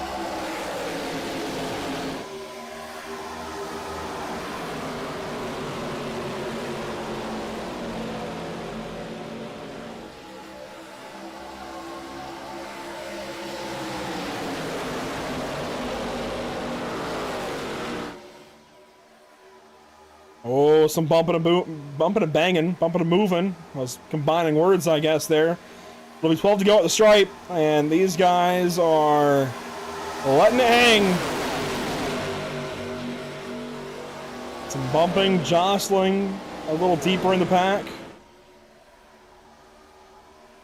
Still a handful of cars in this. I mean, we've still got 19 in the lead pack.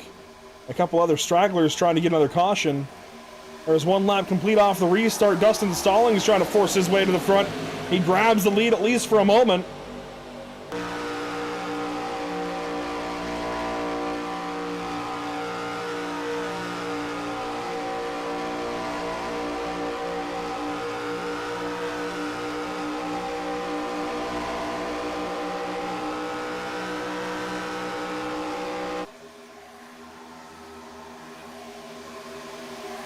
And 6-5 will take back over on the top side. 3 of their cars out in the wind. That's Fritz, Wolsifer, and Wood leading that top lane.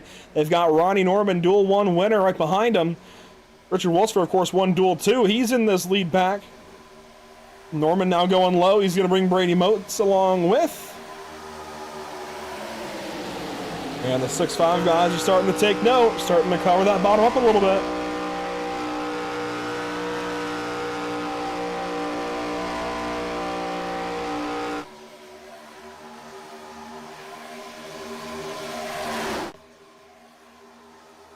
When we get back to the stripe, it'll be 10 laps to go.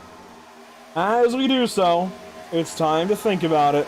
North American Racing League Driver of the Day. And I'm going to take the duels into account a little bit, but this is a vote really for this race more than the previous 2. Scott Fritz easily is on here. He's led a bunch of laps in this race already. I know it's not been a long one, but he, in my mind, has been towards the front about as much as anybody, at least in this race in particular. And really, Laps Led shows it. 10 laps out of 20 so far that have been completed have been led by the 48 car. And there they go! Big crash up and over the 35. We're not done. Wow. Sam Dyer absolutely took a ride there. And I'll be surprised if that car makes it back to the garage at all. He's going to give it a shot. I mean, this is how much he's steering into it.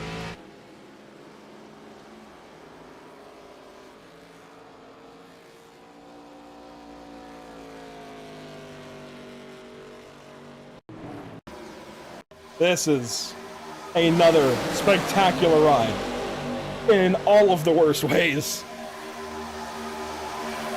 Adam Buzzy on the YouTube chat. Hey Adam, why don't you come talk to us here? Sam Dyer shot middle. He brought his teammate Robert Moyer Jr. Robert then just not aligned at all. Gets into Johnny Wood, and wow. Sam Dyer straight up and over, back on all four wheels. That is what you call spectacular. Crazy. Jaw-dropping.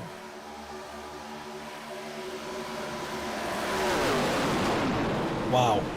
Want to look at it there for the 35 car. I want to see if we can watch this from an onboard of somebody, maybe from Gavin Rogers' point of view. Check this out. Middle of the pack, top side of the racetrack. It's going to happen right on his hood. Oh my gosh. Hey, Rusty Rafferty out there. He's in the YouTube chat. We're starting to get some more of you guys watching. Well, from some of you drivers, who do you want to see driver of the day here? I mean, Scott Fritz certainly is in my mind. He's going on it as, here's a look again. Just incredible. Evan Patinko, I'm going to give him another look here.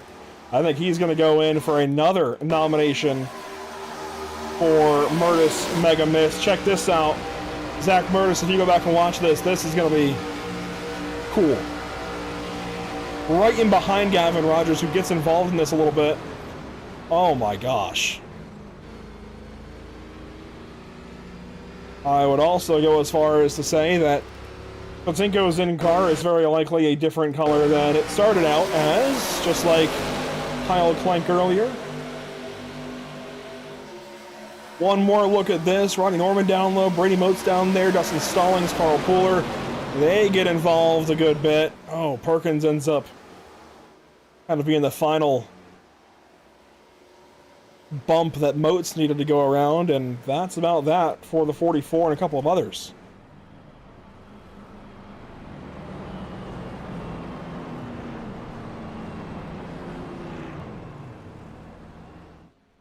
Well, let's see. For driver of the day, we're definitely putting Scott Fritz in that list.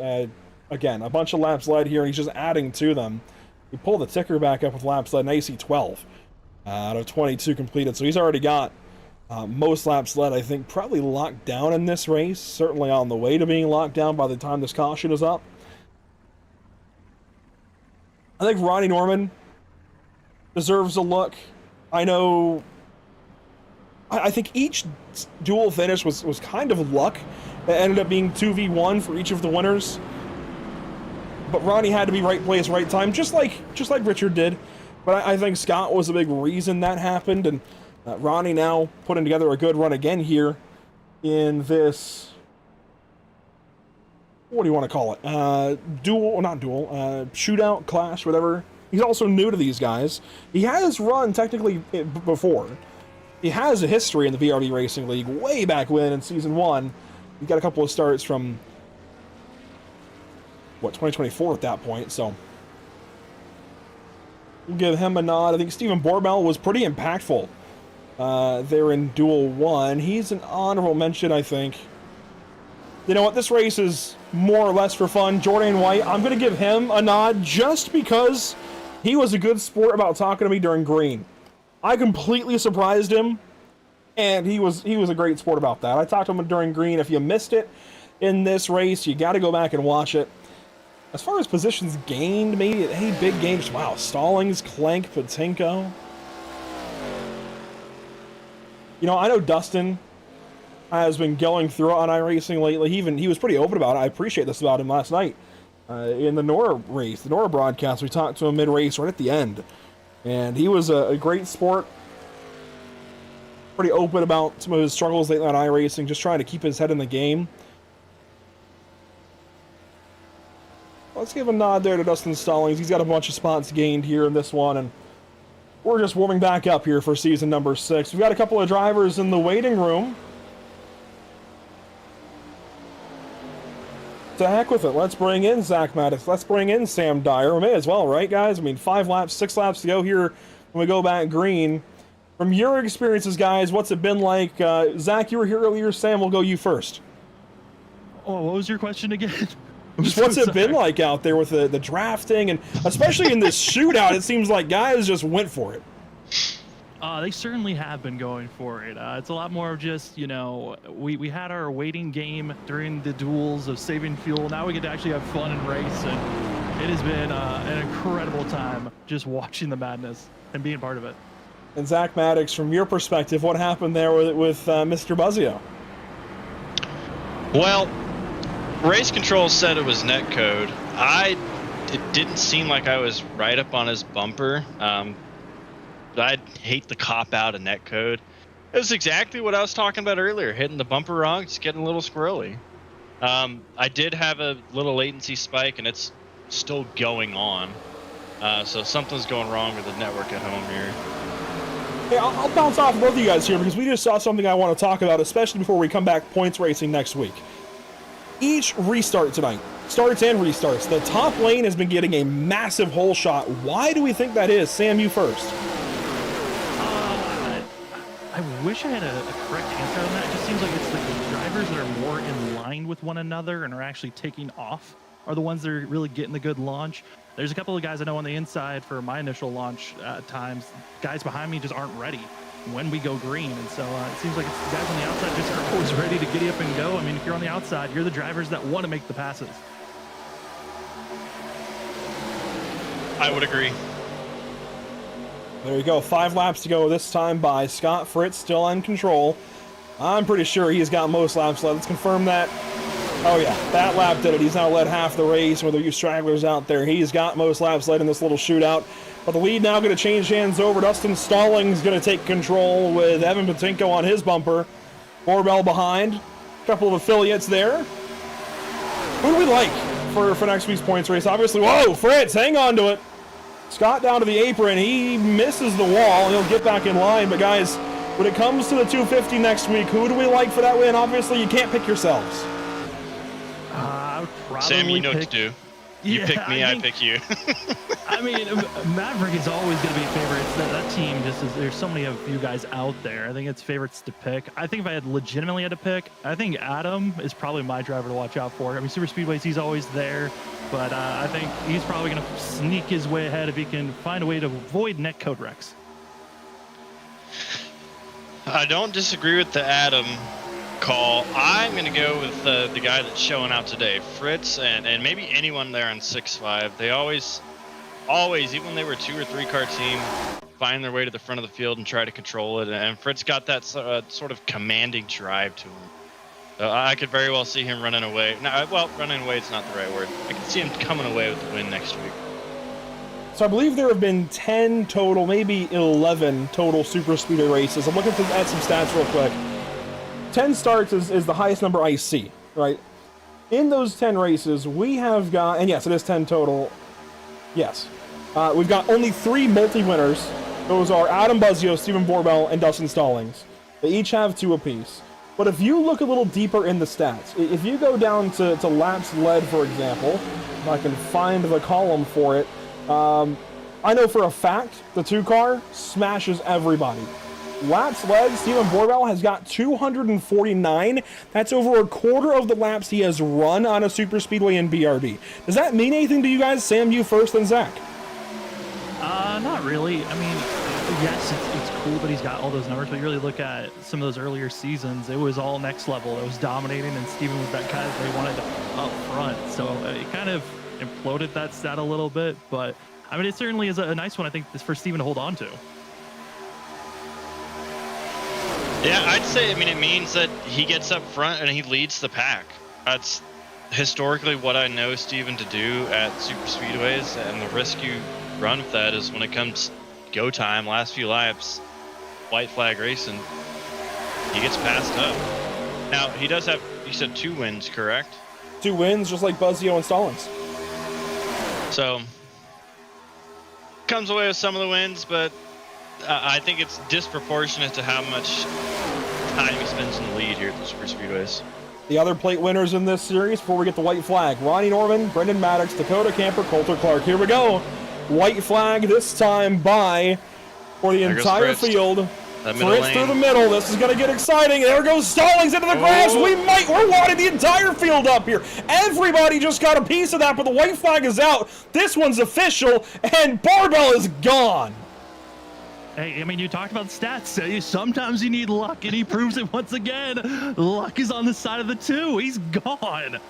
2 seconds and counting to everybody else. Look at this.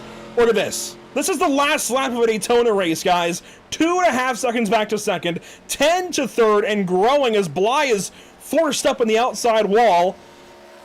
It's game over. 1 lap to go, and we already know who's won. Steven Borman, once he grenades this thing, he's going to come back around and win our little shootout here for Sundance Pizza. They're going to get themselves one in the top 3 as well, as Gavin Rogers goes second. But Steven Borbell will win whatever this was in this little shootout or clash here at Daytona. Wow, we're going to need a replay of that. It's called a death match. That's what it was. Yeah. Team deathmatch iRacing style. I like it. Here's Caden Perkins. I mean, everybody's spaced out by several seconds. Scott Frantz will get a top 5 just barely. They certainly found a new way to crash him up. Are we surprised? No. I mean, no, not at all. It really feels like with this draft package of this car, it just naturally, one bad bump, you're going to see a wreck. I'm surprised mainly on the amount of flips and cars like getting on sideways tonight, and that makes me a little nervous for next week. Wow. Well, that's one way to cap things off. Let's not even waste any time. I want to get the live reaction. Let's bring Steven down here and see what he's got to say. I want to even walk through some of the replays with him. I'm going to grab him. And by stats, Steven, I just want to get straight to you. By stats, you are easily the best plate racer in this field. You show it once again. I think there was definitely some luck involved there, but... Oh, yeah. Wow, what a finish. Can you believe that? I can't believe, I don't even know what happened. I just know everyone was dying, and I guess I was just in the right spot at the right time, being right up against the wall. I couldn't get turned really easily, so, I mean, I'll take it. Finally, something goes the way of luck, so, it was fun. We're having a little fun here. I've got Zach Maddox and Sam Dyer alongside here for the end of this one, right? The last few laps going through stats, you've got 2 plate wins in points races, of course, 2 plate wins, a bunch of laps led, over 240, I think it was. They kind of denounced the stats, though, and I get it, it's plate racing, but something just seems to work out. I mean, is there a golden horseshoe somewhere we don't know about? I don't know. Like, honestly, in the next-gen car, I really enjoy super speedway racing. I feel like I have something about it that can separate myself from the rest of the field. There is still a lot of luck involved, don't get me wrong. It's not a full skill track, but this car, I don't like it, and it's more of a crapshoot for better word, but it just, again, right place, right time. So it was a lot of fun. Well, hey, Steven, we've got technology on our side here, right? So even as you do some burnouts there with, I gotta say, you put 4 affiliated cars in the top 4, it's pretty impressive. But if you've got another monitor you can look at, let's see if you can fire up the screen share. I want to get your debrief, and Zach and Sam here, your guys' debrief of this last crash coming to the white flag. Let's go back a little bit farther. Bear with me. This one should do it. Yeah, this will be into 3. And so I just want the 3 of you guys have some conversation. You're 3 fantastic drivers in this series. I just want to hear what you guys have to say. I mean, what a push by Evan to even get the guys up here. I believe that's Dustin leading the way. And like we've seen all night long, just one bad bump, one bad block, and away they go. Oh my gosh. Yeah, I saw them tuck down to the inside. I'm sorry for running over you there, Zach. But I saw them tuck to the inside, and I thought they were just going to go into pit road. I had no idea they were coming back up the track. You ran me over? When? Verbally running you over. No, oh, sorry. Yeah, no, it's seems like a bad, not even a bad push. Good push, bad block, late, and that's just how it goes super speedways. This is backed up a little bit farther, a little more story as to how it all happened, of course. This was 2 to go, coming to the white flag. Scott Fritz was trying to get through the field. That was fun to watch, but really the car to watch is the chrome and camo 00, yellow highlights on it. do we think chartreuse? My bad, technicalities. I get it, but do we think he was trying to go bowling there? Just if he's gonna get sent down to the grass, may as well bring everybody with him.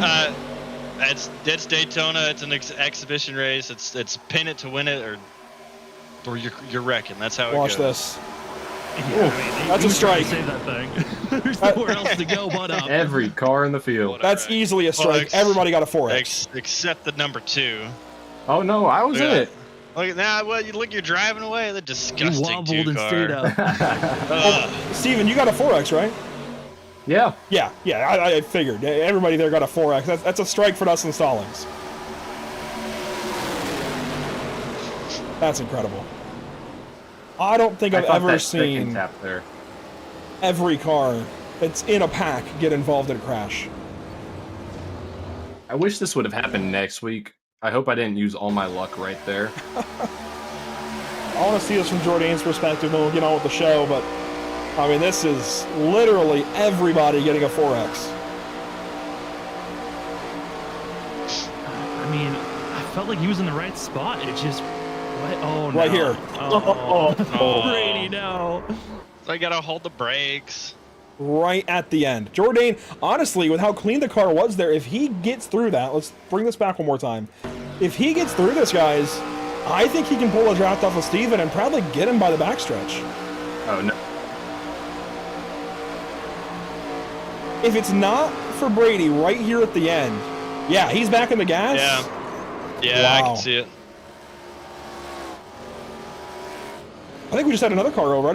I just realized that.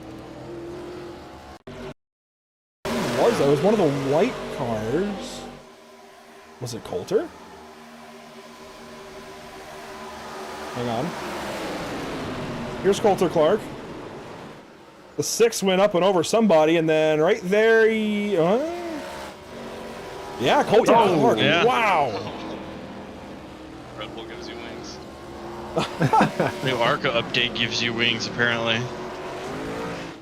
Yeah, the amount of flips, Robert and I were just constantly questioning what was that? Were we having graphical errors, and then had to look at the replays and realize no, guys are actually flipping. No, that was just you actually doing a barrel roll, Sam. Well, we were looking at the 10 also earlier before that. We were like, oh, there's no problem, and then I went for a nice barrel roll. And here's Coulter, third car of the night, up and off of 4 wheels onto at least onto their side. That's our third tonight. That's incredible. Well, it's going to be a party down here in the broadcast booth. We've already talked to Steven a little bit. I'll pivot right over to you, Gavin, as we continue to watch some of these replays. I know you were here just for some fun. Can you believe the way this all panned out at the end? Oh, dude, it was crazy. I didn't even think I was going to be up there. I was stuck in the back. Me and Scott were trying to push middle, but there was just so much stack-ups and guys kind of moving around in the lanes, and I thought we were going to be stuck there, but out of nowhere, the seas just kind of opened up for us. We got up there. We would have had a good shot at the win, I felt like, if we just kind of kept going, but somehow I made it through, kind of. I was hanging onto the car sideways, about to hit the inside wall, and hung on to it, and somehow got a P2. But yeah, it was a great race. It was a lot of fun. And you guys can kind of all talk on it. Steven, Gavin, and even Dakota. 3 of you guys now all kind of working together. I know Gavin, I don't think you'll be points racing this season, but Steven, of course, you over at Next Level still. Dakota, you're now in the fold at Level Up. I mean, what is the dynamic like? Bringing in Evan as well. I hate that, but you guys brought in Evan Patinko. You also got Caden Perkins now, who goes 4th right behind you guys on the podium. You've brought some new players in. You're elevating what William Maple can do. Obviously, Adam and Steven, you guys are still top tier. So, as a whole, you guys can kind of rotate. What's the dynamic like going into this season? High hopes? How are we thinking about this? Well, I mean, we've known each other for a long time, with the exception, I think, of Caden a little bit. But I think the rest of the group has known each other for a good long time, and we have a good relationship with one another. So, naturally, going into tonight, like, there weren't any issues. I think it was more so just catching up to see how each other race and interact together. But I think there was a lot of positives tonight. Yes, it's only Daytona, and yes, it's only Duels, but I know we're all going to work together really well throughout the season.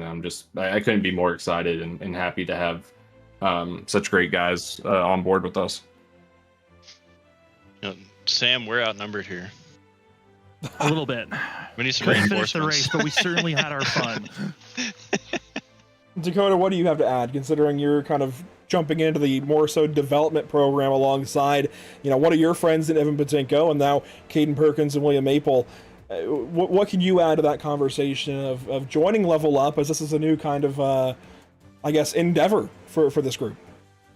Well, I think the four of us at Level Up, I think we're all going to kind of help elevate each other. And I think being able to kind of bounce ideas off and learn from Steven, Gavin, and Adam is only going to help all of us develop and kind of improve on where we currently were coming into the season. I know I'm hoping to make a push for the playoffs finally. I was close the last couple of years, so I think working with these guys might take me another level up.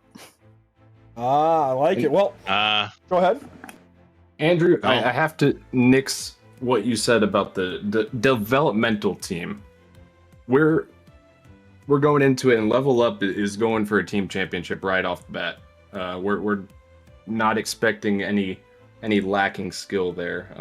They have the ability to compete with the best of them. Fair enough. Put me in my place. Well, all right, let's go down the line. This is practically a holler podcast at this point. We got enough of us in here. So I'm curious. Who do you guys all have? We can just go down the line. In order in Discord channel, it's going to be Zach, Steven, Sam, Gavin, Dakota. Who do you guys have for the championship? Before we wrap the show up tonight, who do you guys have for the championship? Call your shots now. Maybe we make, track this in the Discord in the next week. I don't know. But who do you have for the championship this season? Obviously, go back to season 1. It was Gavin. Seasons 2 and 3, Mason Houseman. 4 was Dustin Stallings. Last season, I think, shocked everybody because if we were to make this pick at Daytona last season, we wouldn't have known who the championship would have gone to because Zach Hall joined at Charlotte and kind of made everybody blush a little bit, if you will. So if you can call it now with the drivers we have, I don't think we're adding any more. Steven, you can correct me if I'm wrong, but who do you have currently for the championship before we even get to points racing next week? Dustin Stallings or Adam Buzzio. Steven? I'd say give me Ronnie. I just know him from the past, and I don't know if he'll translate to this car, but I have every faith in him that he'll be the fastest person here. I was feeling the same way. I'm going to go with Ronnie as well. Well, if I could pick teammates, I would pick Adam for the redemption story. But if not, I would go with Scott Fritz. He's rolling off of a good season last season. He had I think he led the most laps tonight with, I believe, 15. So he's already got the momentum continuing. So I think he's probably my favorite. And Dakota, who you got? I think I'm going to be biased. I really think that Adam's going to get it. He came up just 2 points short.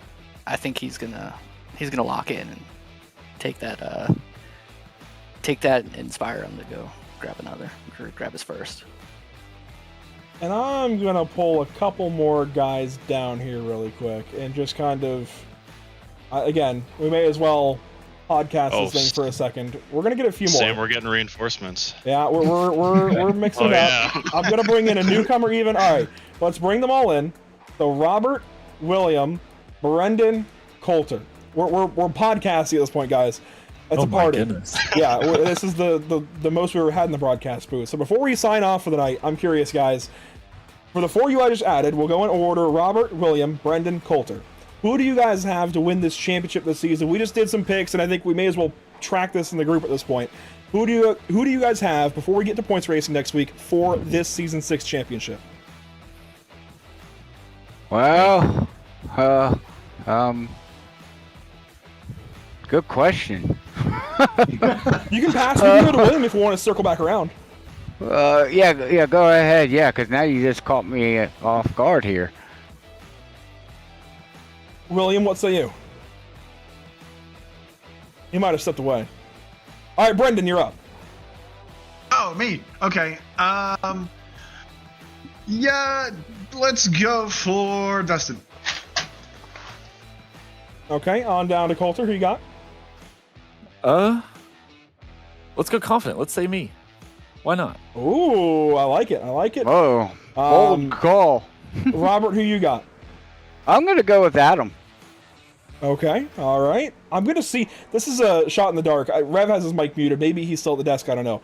Rev, if you can hear us and want to chime in, I'll leave the floor open to you. Who you want to pick for the championship this season, and I guess we'll chime in if you hear us. If not, well, we'll move on. But also, you guys can just shout out whatever race you've got really quick, and then we'll close this thing up. What's your favorite race this season? Where do each of you think you're going to win? Nottingham. I'm looking forward for the madness at Martinsville. Heck yeah. Oh, we got bad blood at Martinsville, Steven, you and I. I'll go for California. Only track I've got, Daytona, next week. Let's go. I was going to say Martinsville, too, so. I'm taking Mexico City. Yeah, there you go. Of course. Road course, yeah.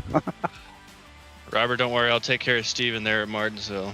No problem. I appreciate that. I think everybody will be taking care of everyone at Martinsville. Right? Let's take a guess now how many yellows we're going to have. 25. 25 sounds good. I'll be optimistic. Breaking a record. 18. Oh heck, we've got a champion here now. 2 champions now in the room. Can the trophies fit? Dustin Stallings. Before we wrap this thing up, one more pick. We'll allow it. Who you got for the championship this season? You can say yourself. You're asking me, right? Yeah. Oh, let's see. I'm just making sure. But I'd probably say it's a toss-up between, I would say, Brendan and I'm gonna say Adam. Mm-hmm. Fair. That's a good pick. I've won. There's the broadcast coming up for Brendan. All right, power rankings, yay or nay? Going into the season, do we like? Do we hate? I hate because I'm not in it. Hey, you're missing the 14. Come on, what are we doing? Yeah, what's going on here? Where's the 16? I've been higher up on that board. We'll get back up there. I think the power rankings are solid. I like them. But Andrew, Wait, we we didn't have hear your power your rankings? prediction on the champion. Oh man, you guys got smart about it. You thought a little bit. All right.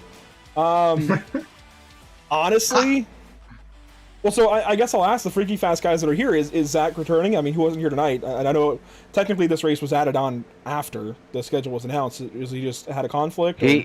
He's racing, but not full time. Okay, that makes a difference. That makes a really big difference. So of established BRB guys, the stats back up, I think, Adam, Brendan, Steven. Right, I mean, a half step behind them, Scott and Johnny. And I think Ronnie... I'm trying to think about who else is on that Dark Star Garage team, because they're going to be good. Ronnie's going to be fantastic. I think Cody Smith might surprise some people. Just think about Monday nights, because they're all from Nora, so... Ronnie's going to be good. I think Brady Motes is a top competitor. It's starting to sound like he's picking the whole field here. No. So I'm kind of giving my assessment, but I've got two. I have 2 in mind. I promise.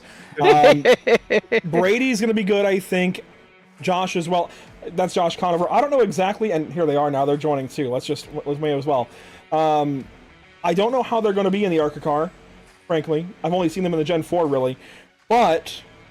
I think that race car knowledge will transfer. So, but regardless, if I had to pick 2, I have to go off of what I know with BRB, and I'm gonna go. I think Adam and Brendan are kind of where my spotlight is. But if I'm gonna go a little more out there and kind of shot in the dark, I like the Ronnie pick, almost Brady Motes. But I like Ronnie. If I'm gonna go kind of out on a limb a little bit of somebody we don't know as much about here on Tuesdays, I'm gonna go Ronnie Norman. But we are running out of time. We're starting to get kind of late. I know I have a 3-year-old to put to bed here shortly, so we'll make this quick. We just added 2 more guys to the broadcast booth. We'll get your picks, and we'll close this thing up. I know we're going on for a while here, guys, but I appreciate you all sticking with us. Ronnie Norman, then Brady Motes. Who do you guys have for the championship? Oh boy, a lot of talent in here. Be throwing names out like that, but coming back in here after being off for a couple seasons, definitely. I'm trying to think who all full time or whatnot, but like you said, I mean Steven, he's got to be up there for sure after really close championship battle last year, and then I feel like Josh will be up there pretty close too, as long as the kit doesn't give him fits on Tuesday night. So hopefully the baby sleeps good on Tuesdays. I'm gonna go with seeing a little bit about this league. Mr. Buzzio, because of Mr. Consistency. It kind of seems like he gets the finishes done, gets them right, and everything like that, and gets a lot of things done. But if you're going to talk about a guy who can stay consistent and be in the fight, it's probably either going to be, and like Ronnie just said, literally Josh can just show up. I mean, it could be Josh or it could be Ronnie. I mean, winning the championship too, because they're probably going to be among those 5 fast guys, probably. At all sorts of types of tracks, like even if it's road course or short track, whatever. I think it's a bunch of really good takes from everybody here tonight. I appreciate you guys. Honestly, Steven, let's get talking. We should bring the holler back. Even if it's like once a month, we should just do this. This has been fun. So, man, let's go ahead and wrap this up. I'm going to keep you guys captive here for a second. Hey, Brendan's thinking. He's thinking with his wallet. I like it. As we work towards wrapping this up finally, here's a look at what's upcoming for us here at the channel. And look at that. Tuesday is slotted in April 7th. We get the season started officially for points racing. In the meantime, some 410 sprint cars tomorrow night, I-55, and then GT3 racing at Watkins Glen. Brendan, you better be there. Okay. I'm pointing at you. We got to get Richard in there too. Richard's in here now. Richard, you better be there too. And I'll be there Thursday. There we go. And you didn't pick for the championship. Who you got for the championship, Richard? Oh man, that's a good question. I'm gonna have to go with. I'm gonna have to go with my teammate this time, Johnny Wood. He's got a lot of good pick. Fire behind him, trying to get back into it this season. So that's a good pick. Wood. That's a good pick. Kind of under the radar. Robert, did we ever circle back to you? Yeah, I said Adam. Okay, I was gonna say we're not letting you get off the hook this evening. But, I picked myself. Let's see. I like the ambition. I like it. Well, if any of you guys don't know, we can tell you along with all the viewers, we do broadcast multiple platforms, Facebook and Twitch, in addition to YouTube. All of our social platforms are below. I got to get working on TikTok because I'll tell you guys, and if she's still watching, I'll embarrass her. Kayla, my fiance, went viral over the weekend. 1.4 million views for a half stick of butter. What? Yes. What? Go on TikTok in a bit, look up half stick of butter, and you'll see what I'm talking about. It's not just a half stick of butter, it's half stick long ways. Just drop it in the league Discord.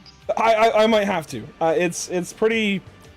I understand it. Fruity Pebbles commented, Instacart commented, Betty Crocker commented. I can't believe it. She's triple the amount of views this channel has in total overnight. I hate it. Anyways.